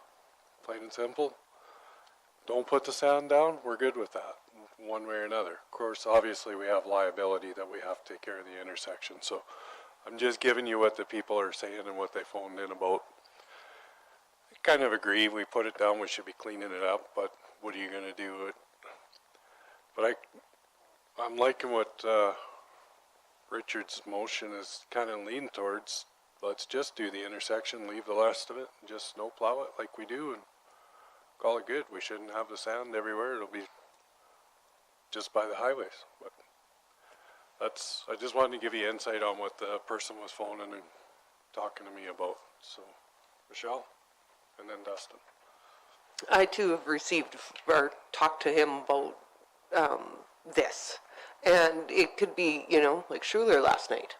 We put sand down in there, and after that windstorm came through there last night, I watched it all blow out. So we should be good on cleaning those streets out there. But yeah, it doesn't seem to make a whole lot of sense. If we're going to put the sand down, clean it up. If they don't need it, don't put it there. Yeah, I'm fine with it, but, I guess we'll see what the complaints come from the other direction next year. Yeah, when there's no sand on the Yeah. roads. So I guess we can try it and find out. That's the easiest way. Yeah. Lloyd, did you have something? I guess if that's the way we're going, we're good, but we should probably clean up what we've put on there to start with, and then don't put it back down. But I don't think we should be buying anything. We should be able to go in, clean it up, and be done with it. I'd just do the ones that are complaining about it for right now. Don't we have a broom for a skid steer? Ooh, that's a dusty mess. Well, it may be a dusty mess, but it might be a cheaper alternative than the $30,000 it'll cost to clean it up. That's, They want it cleaned up. They didn't say anything about making a dust storm doing it. Yeah, I think we'll receive more complaints because we've done that before. And so you basically brooming gravel into where they are trying to cut it like a park. And so we'll get further complaints about that. But we can take care of exactly what council has directed. And we'll bring it back in the summer through the snow and ice removal management plan. got anything?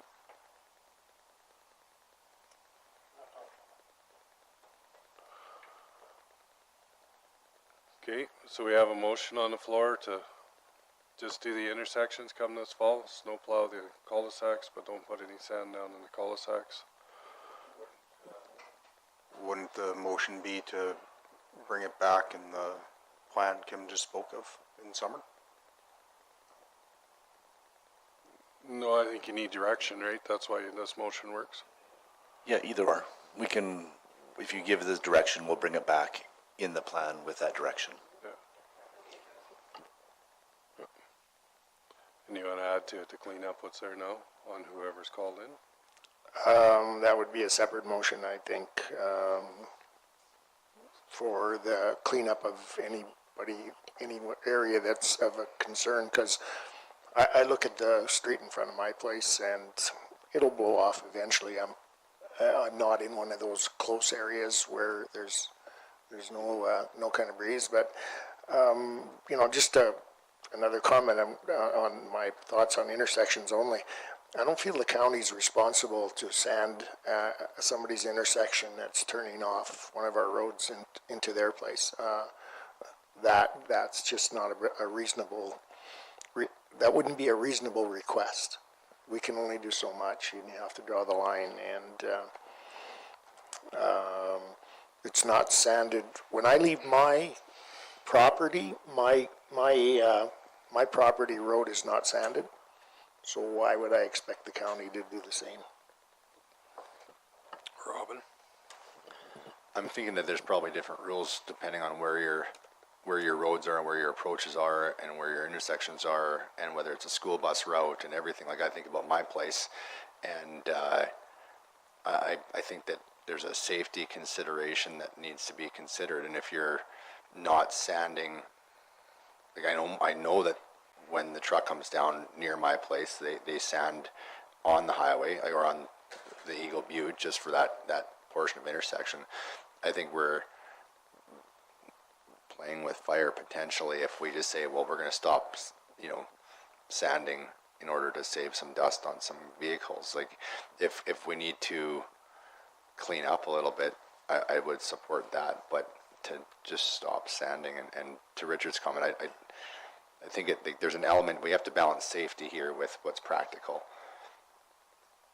And like, I'm happy to give it to Kim to come back and say, here's how we're going to solve that issue. I think as council, we have to be very cautious to giving you direction from a council motion to stop sanding this intersection.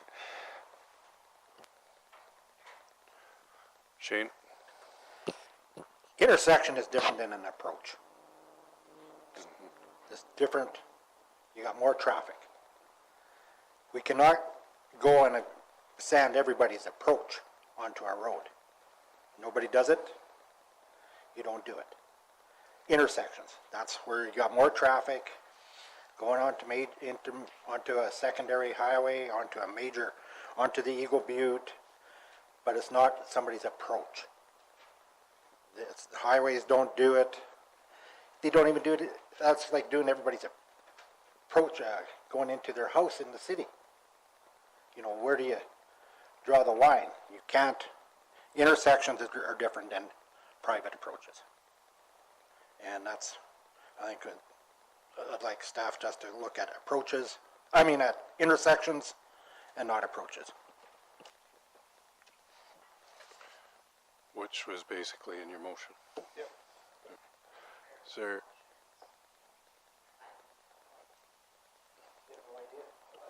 I think the motion was to examine our sanding practices and to bring back and to reduce and to examine the sanding practices and reduce the impact of sand and bring that back in the snow and ice management plan. Is that somewhere right in there?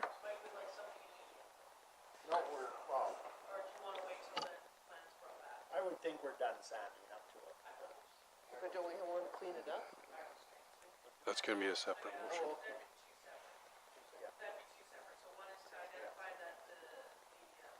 There we go. Sorry. The sand and the snow removal policy needs to come back for consideration, and that'll be Kim and Junish. Yep, it'll come back.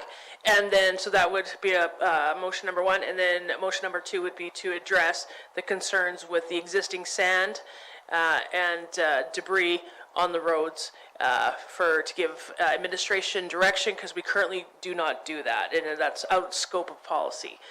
So we need that identified. Okay. All right, let's deal with the first motion. Everybody understands what that one is? To bring it back. To bring it back? Okay. Not seeing any other questions? Vote.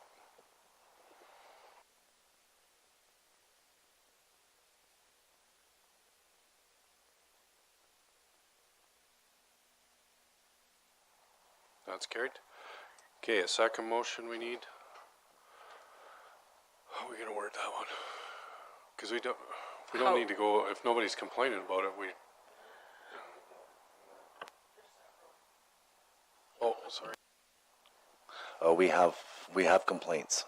So my recommendation would be to increase by 30,000, because there's not too many subdivisions. Once they hear about it, they'll all be calling, just like we did a couple years ago.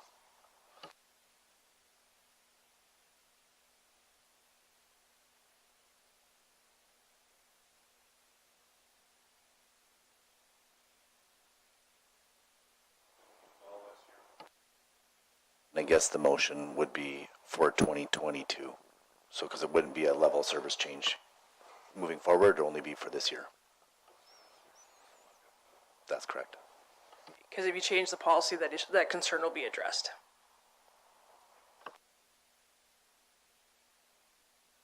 Jeez, does everybody understand that? Any questions or comments on it? Lloyd was. Yeah, go ahead.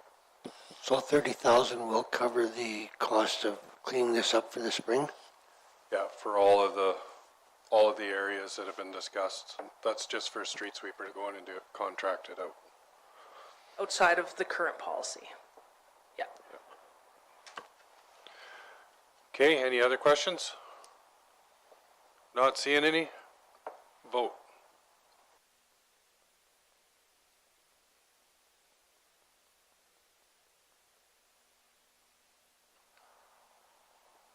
Okay, that's carried. 10.5, this one's just to receive for information now, right? Just quickly before that, I forgot, sorry, council. On page 43 is the motion that council approves the 2021 audit financial statements and the 2021 information return as presented. Okay. Dustin's moving that. Was that one motion or was it two? That was just one, right? Okay. Everybody understands that one? It's just what we heard from the auditor. We're approving it. Okay, vote.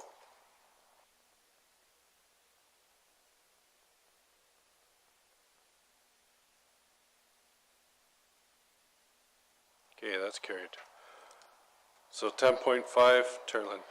Thank you, Mr. Chairman. Before you is a letter from a ratepayer in regards to a water usage bill concern.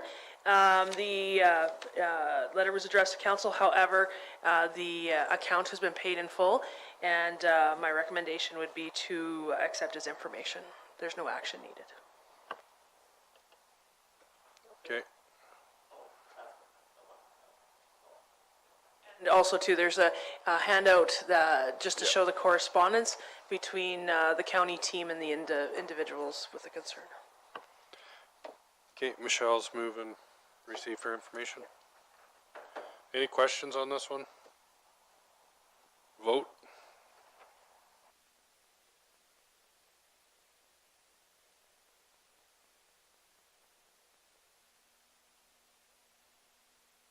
That's carried. 10.6, Mr. Ulster. Let me get my paperwork here. Come up faster than I thought.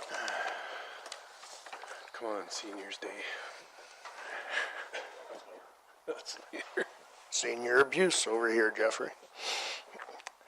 So, I was working with Tara Lynn, going through some information on grants, looking for grants for the library, and I came across the article from, it says, Government of Canada announces first federal fund for cycling paths and trails across the country, and actually it's from 2000 and March of 2021. One of the things that had been tossed around in the past was the fact that it would be nice to have a asphalt trail from Dunmore to Medicine Hat. It would be an attraction for Dunmore, no doubt about it, but people like to ride bikes and just one more place to bring them out to. So my understanding is that I'm going to have to make a motion that to concur that council is in favor of having an asphalt trail connecting Dunmore to Medicine Hat. And once we have that motion, we do have a lady that is working for us right now,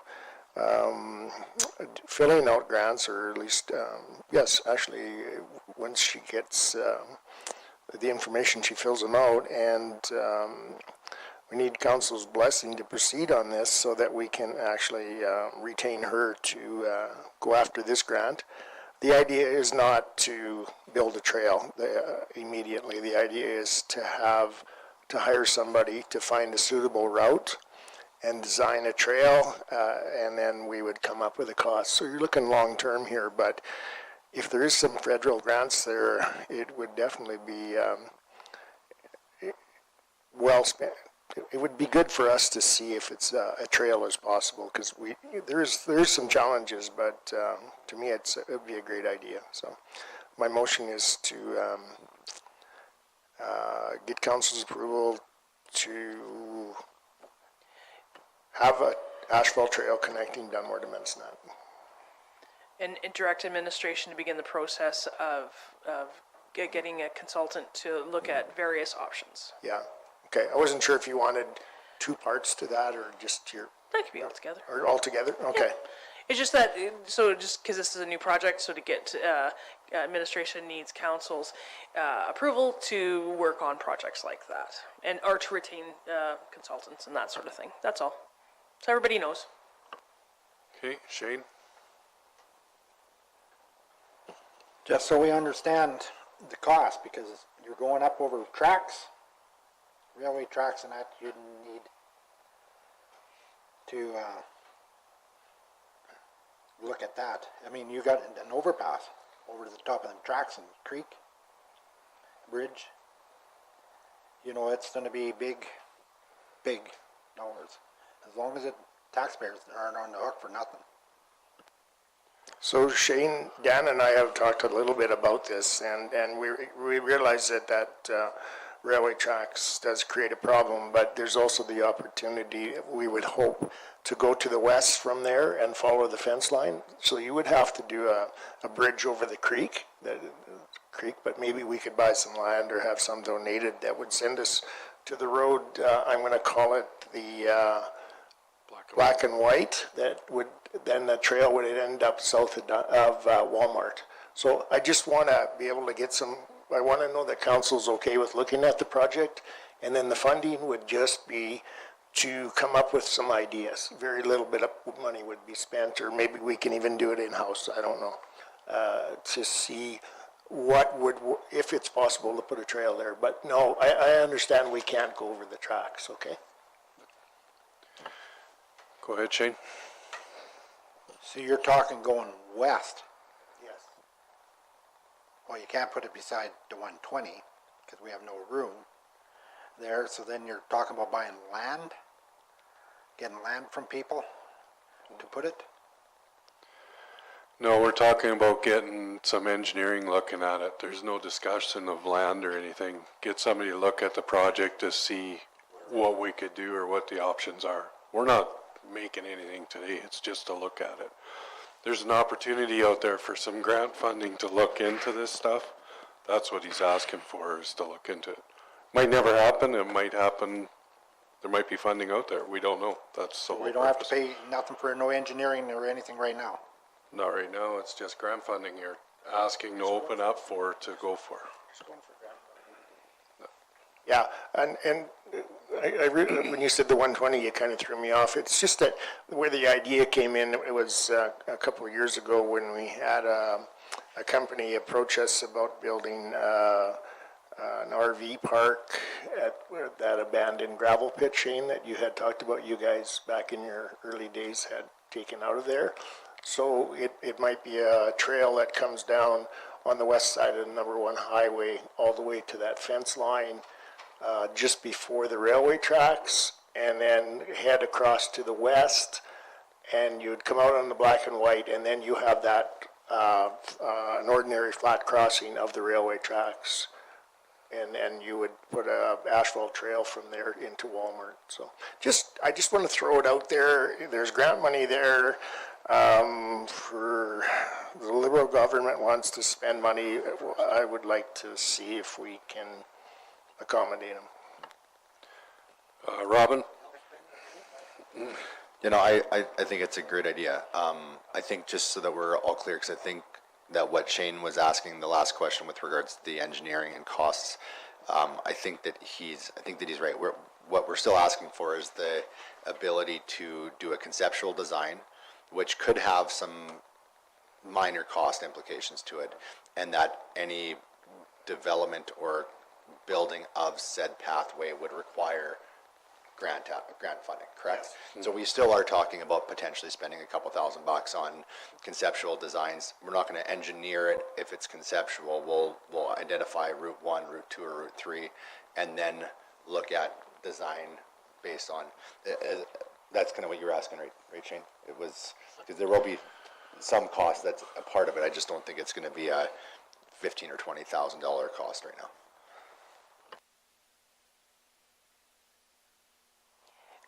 Mr. Chairman, so the intent is to get a motion of council that this is something to look into.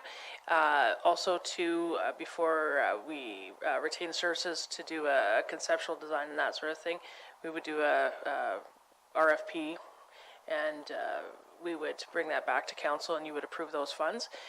Currently, right now, I'm working with a grant writer, and so while she's doing the stuff for us on other stuff, it would just be a wise use of her time if there was an interest to apply for those grants. But to hire a consultant to do conceptual, that will come back for your consideration. Just add to some of this conversation, because some people weren't here when the first trail went in Dunmore. It was looked at, I think Jeffrey was the one that pointed out, it was looked at that time that now that we have all of Dunmore connected, if we connect to Medicine Hat, you could actually go from Eagle Ridge right through to Redcliffe, all on bike trails. It would all be connected all the way through. So, Jeffrey, Yeah, that concept basically goes all the way back to 2008. It was, it's actually written into the intermunicipal development plan that there would be a connection between Dunmore to the city to Redcliffe as an intermunicipal trail system. And also, And the last comment would be that there is sort of an area that was kind of identified in the IDP back in 2008, potentially where the trail location between Dunmore and the city potentially could be. But again, it would depend on what are the best options and what makes the most practical sense based on what the consultant comes back with, I suppose. and it was identified in the Recreation Master Plan a couple years ago that people are interested in bike paths, walking as a form of recreation. It was identified there. That's basically all I was going to say, was that I think this is a great idea. It's something that I've been hearing ratepayers asking for, whether it's Dunmore from the city or from Redcliffe. Everybody seems to, I think it would get a lot of use. I think it's a wise use of, and we should do it.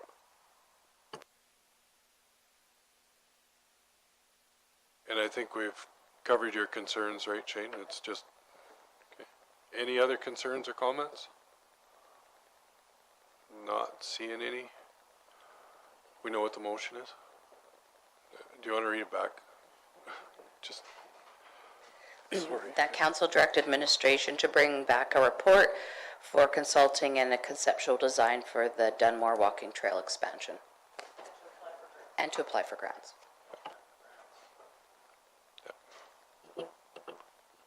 Everybody's good with that? Well, I guess we'll find out when I say vote. No, any more questions on it? Vote.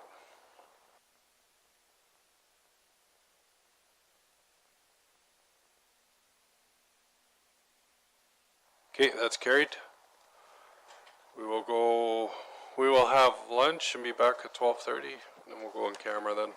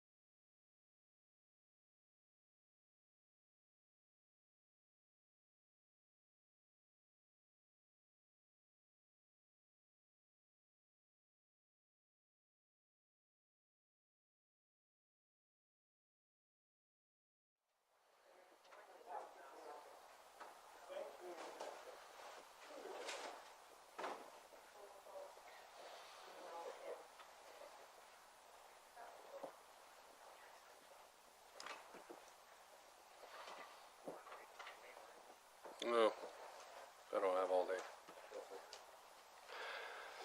Okay, I need a motion to go in camera. Lloyd is making that motion. Vote.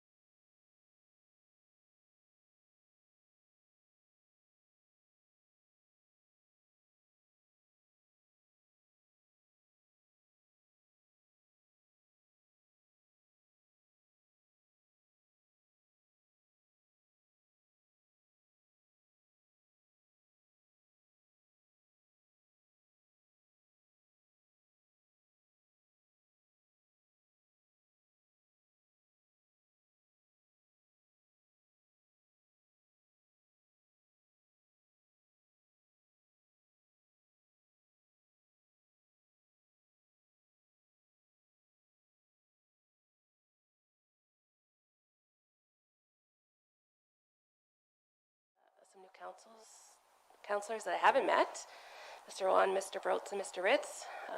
I know Mr. Ritz. Mr. Wand, I'm not sure if I've met you. No. So I'm Constable Rebecca Wilkie. I try to be everywhere and anywhere in the county, but it's nice to meet you. So yeah, I believe I haven't spoke to you guys or reported since July. So got a little bit of stuff to cover. Some of the restrictions lifted and things started to open up and things started to happen. So that was nice for me. As I've always, I always assisted detachment with members, anything that becomes priority or they need help with. We've been extremely short-staffed for the last few months, so I've been needed a lot to help out with that. Some of the things that just came across my plate, not everything, but just dealt with the found bull that was kind of being kept as a payment until payment was received for his care, which is a criminal offense. However, we all got that straightened out, and there was never actually a bull, so we're not too sure what that was about, but it was interesting. Unsecured bail load, wrong class investigations I've come across. There was a Crime Stoppers tip that came in, and seems that anything to do with cattle, horses, seems to come across to my plate. So the investigation into possible stolen and illegal transported cattle from Saskatchewan. I also did my, I think it's been a couple years since I went with Constable Jana Court. She's from the Rocky Mountain Integrated Border Enforcement Team, federal policing, along with myself, and we like to visit the landowners specifically south of Elkwater. Not a lot of them, however, to the border services, they're very knowledgeable. They know what's around, they know what is normal to them, what looks odd coming across the land or in the sky from the border. So she just likes to get out and meet those people and tell them specifically what they're looking for and things to watch out for, and if they've noticed anything unusual.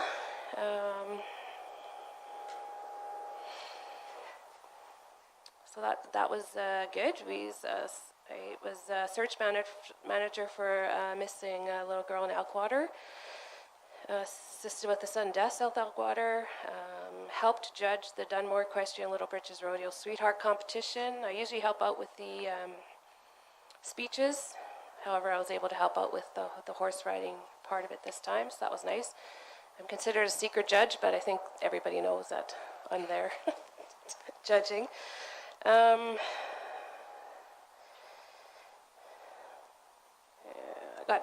was able to help out crown the winner. Attended the Urban Rodeo Council meeting, Rural Crime Watch, AGM meeting was in there. Assisted with cattle moves as always. I try to accommodate whoever calls. Assisted County Officer Mass with complaints when she needs or if she's not around, as always. I think we work well as a team. Speed enforcement in construction and school zones. Cypress visited the Cypress County Welcome Center. I thought that was a really great place. Staff were very friendly, welcoming to the visitors and to the county. And that the local artists were able to sell their work. I think that's a great thing. It's been a while because that coffee shop's been open for a bit, but a new coffee shop in Irvine opened up, the Muffin Shop. I was able to visit that. Speed enforcement in the third phase of Desert Bloom. I think Councillor Ulster was saying he had received some complaints about that, and I think that's in my next report also. So I did sit by the golf course, and surprisingly to my surprise, I was able to flash my lights quite a bit in that speed zone, and was able to get one that was going fast enough that, I didn't give a ticket, but I did give a warning, and a local resident that was out walking the dog thanked me, and she said it's about, it's nice to see that those guys are getting stopped for speeding out of there. And I also let the sheriffs know. and our traffic guys to hopefully do an impaired check stop there at one point. Did the first movie night in the park. The movie was Space Jam at Suffield. That was really nice. Was able to walk around and talk to people. Schuler, Rust, and Shine helped serve breakfast and led the first ever, I believe, best ever bike parade in Schuler, so that was fun. And lots of those calls that I went to had lots of office work following that, so spent some time in the office. Moving to October, December, kind of the same, helping with the detachment, helping with Anna. Brand Inspector Munch came out and assisted me with a suspicious death of a bull near Suffield. Completed the Safe Exchange Zone at Radcliffe. I don't know if everybody has seen that sign. I believe it was in the commentator. So it's just a zone where people can come and do, whether it's parental exchanges or if you buy something and you're not sure who you're meeting with, it's just a safe place to kind of do an exchange in our parking lot. So the sign is there. There was a media release on it. Assist with a homicide investigation. No council meeting or Real Crime Watch meetings were those months for me. Cattle moves. The colonies, visited colonies. Another speed enforcement. That's where the warning was given there. Assist with a fatal motor vehicle collision on Highway 41. Participated in the Candy Cane Run in 7 persons and participated in the Santa Claus Parade along the route in Southridge and then into Desert Bloom. Helped out with the Christmas market at 7-person school where I helped to wrap a lot of presents after the children had picked out some presents for their loved ones on the garage sale type side of it or the marketplace. Attended some traffic court, read to grade 1 and 2s in the urban school, and started DARE for grade 6 in 7 persons.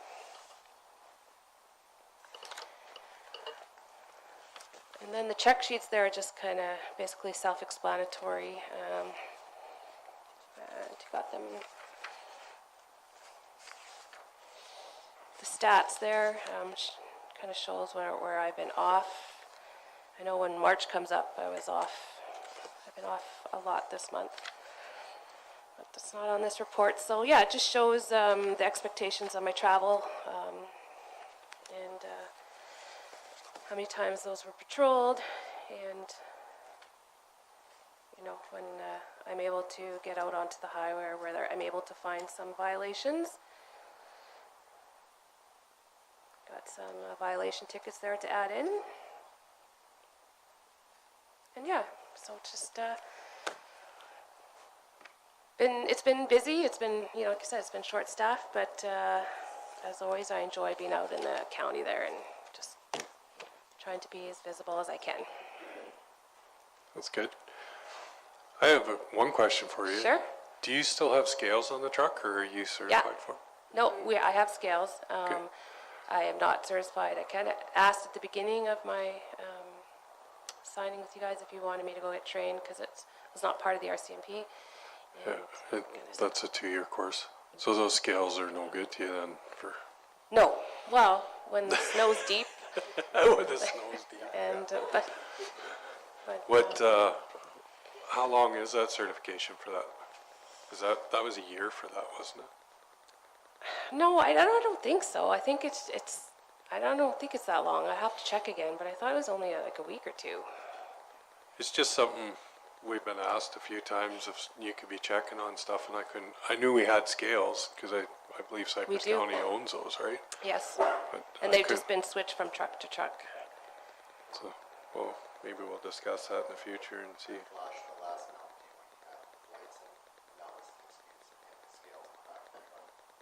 Oh, there you go. You thought it was high beams. Oh, but yeah, I don't know. Is there any other questions for Rebecca? Shane? Lloyd? I was curious about that bull when you said you didn't know. Which one? The Suffield one? Not the dead one, the one that was stolen, but not stolen. Yeah, it's just, well, possibly the fellow we were dealing with, but yeah, called the rancher up and said, I have your bull here, I'm not giving him back until you pay for the care that I've given him. And so he called me, and, because I know him, and he said, you know, I don't really want to go to this guy's place, but, so we went and looked, and we walked that corral where he said he was, there was no evidence of a bull ever being in there, so, and he was not missing one after he went out and checked, so. I don't know. Very good, yeah. I'm new, and I'm trying to learn everything about your position here. Yeah. And you guys do a great job, but I'm 100% for the program. But can you tell me, do you take criminal complaints and do any criminal investigations? Absolutely, yeah.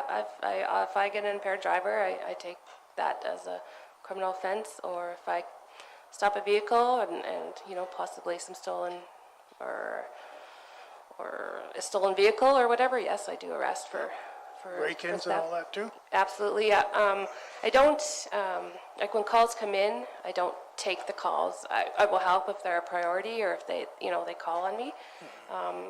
Just any investigation really that will take me off what I'm supposed to be doing for, you know, a long period of time, which requires a lot of investigation. It's not part of this position, but yes, when I come across a criminal code offense, I absolutely am able to take care of them. Okay. So, how often do you just pull into a rancher or farmer's yard and say hi? Sometimes I do.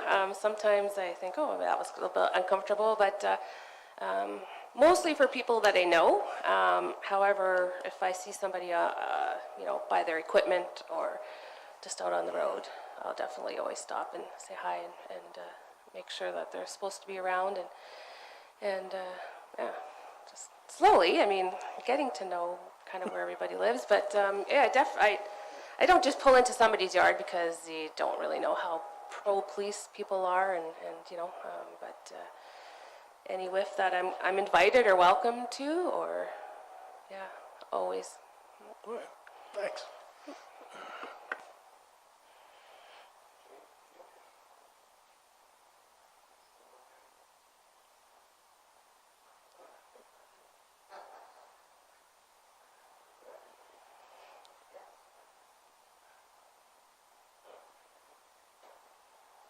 I guess one of the things you want to talk about the 120 and that tip. So, first thing, actually, I want to say thank you, Keith, for attending the 7-persons hall meeting, or AGM that they had. People that were there actually really were happy that you guys showed up. That was something we've never had happen before, so that's great. Also, to another thing, we've been hearing, or we received a bit of complaints around the dip on the 120, kind of between the 63 and the 62. Was just curious if it was something that you guys could do, just do a little bit more patrols through there for speeding, Jake breaks, stuff like that, and I'm not saying ticket people, but educate people through Like in between the 63 and the 62? Yeah, down in the coulee there. I thought you were going to say somebody complained, because that's generally my favorite spot to sit. I know it's your favorite spot to sit, but that's kind of, I'm there. Richard and I fielded some hate out of there the other day, so it was kind of, if you or if you can maybe say something to the sheriff so they can sit in there a little bit as well. And Yeah. I think the biggest complaint that we heard about them sitting there was them sitting on private driveways. Okay. So I think that was the one thing they didn't like, but I think being there they appreciate. Yeah. I've been, people coming out of the side road there, just can't remember, down in the dip there. Yeah, they appreciate sitting there, but yeah, I generally sit on that road or the one driveway. I don't, you know, so what the other people do, I don't know, but so they don't want me there? They do. They do. Just not in the private driveways. Okay. Is kind of what we heard. So I just gotta stay on the one side. One option, yes, I gotta stay on the one side. And that's what's, Well, Dustin and I said to this particular person, you're not happy that the RCMP sat on your approach, but you're upset and you want us to tell them to do, or ask them to do more patrolling and sit down there, and yeah, but just not on my driveway. We go, okay. yeah, it's totally, yeah, I can do that for sure. but, yeah, I mean, not generally pick a corner of the county and go to it, so, but when I do get on the 120 and I have a few extra minutes, that's one of my favorite spots to sit, yes. So, yeah, I will definitely pass it on to the rest of the attachment if somebody else is using those driveways. Any other questions or comments?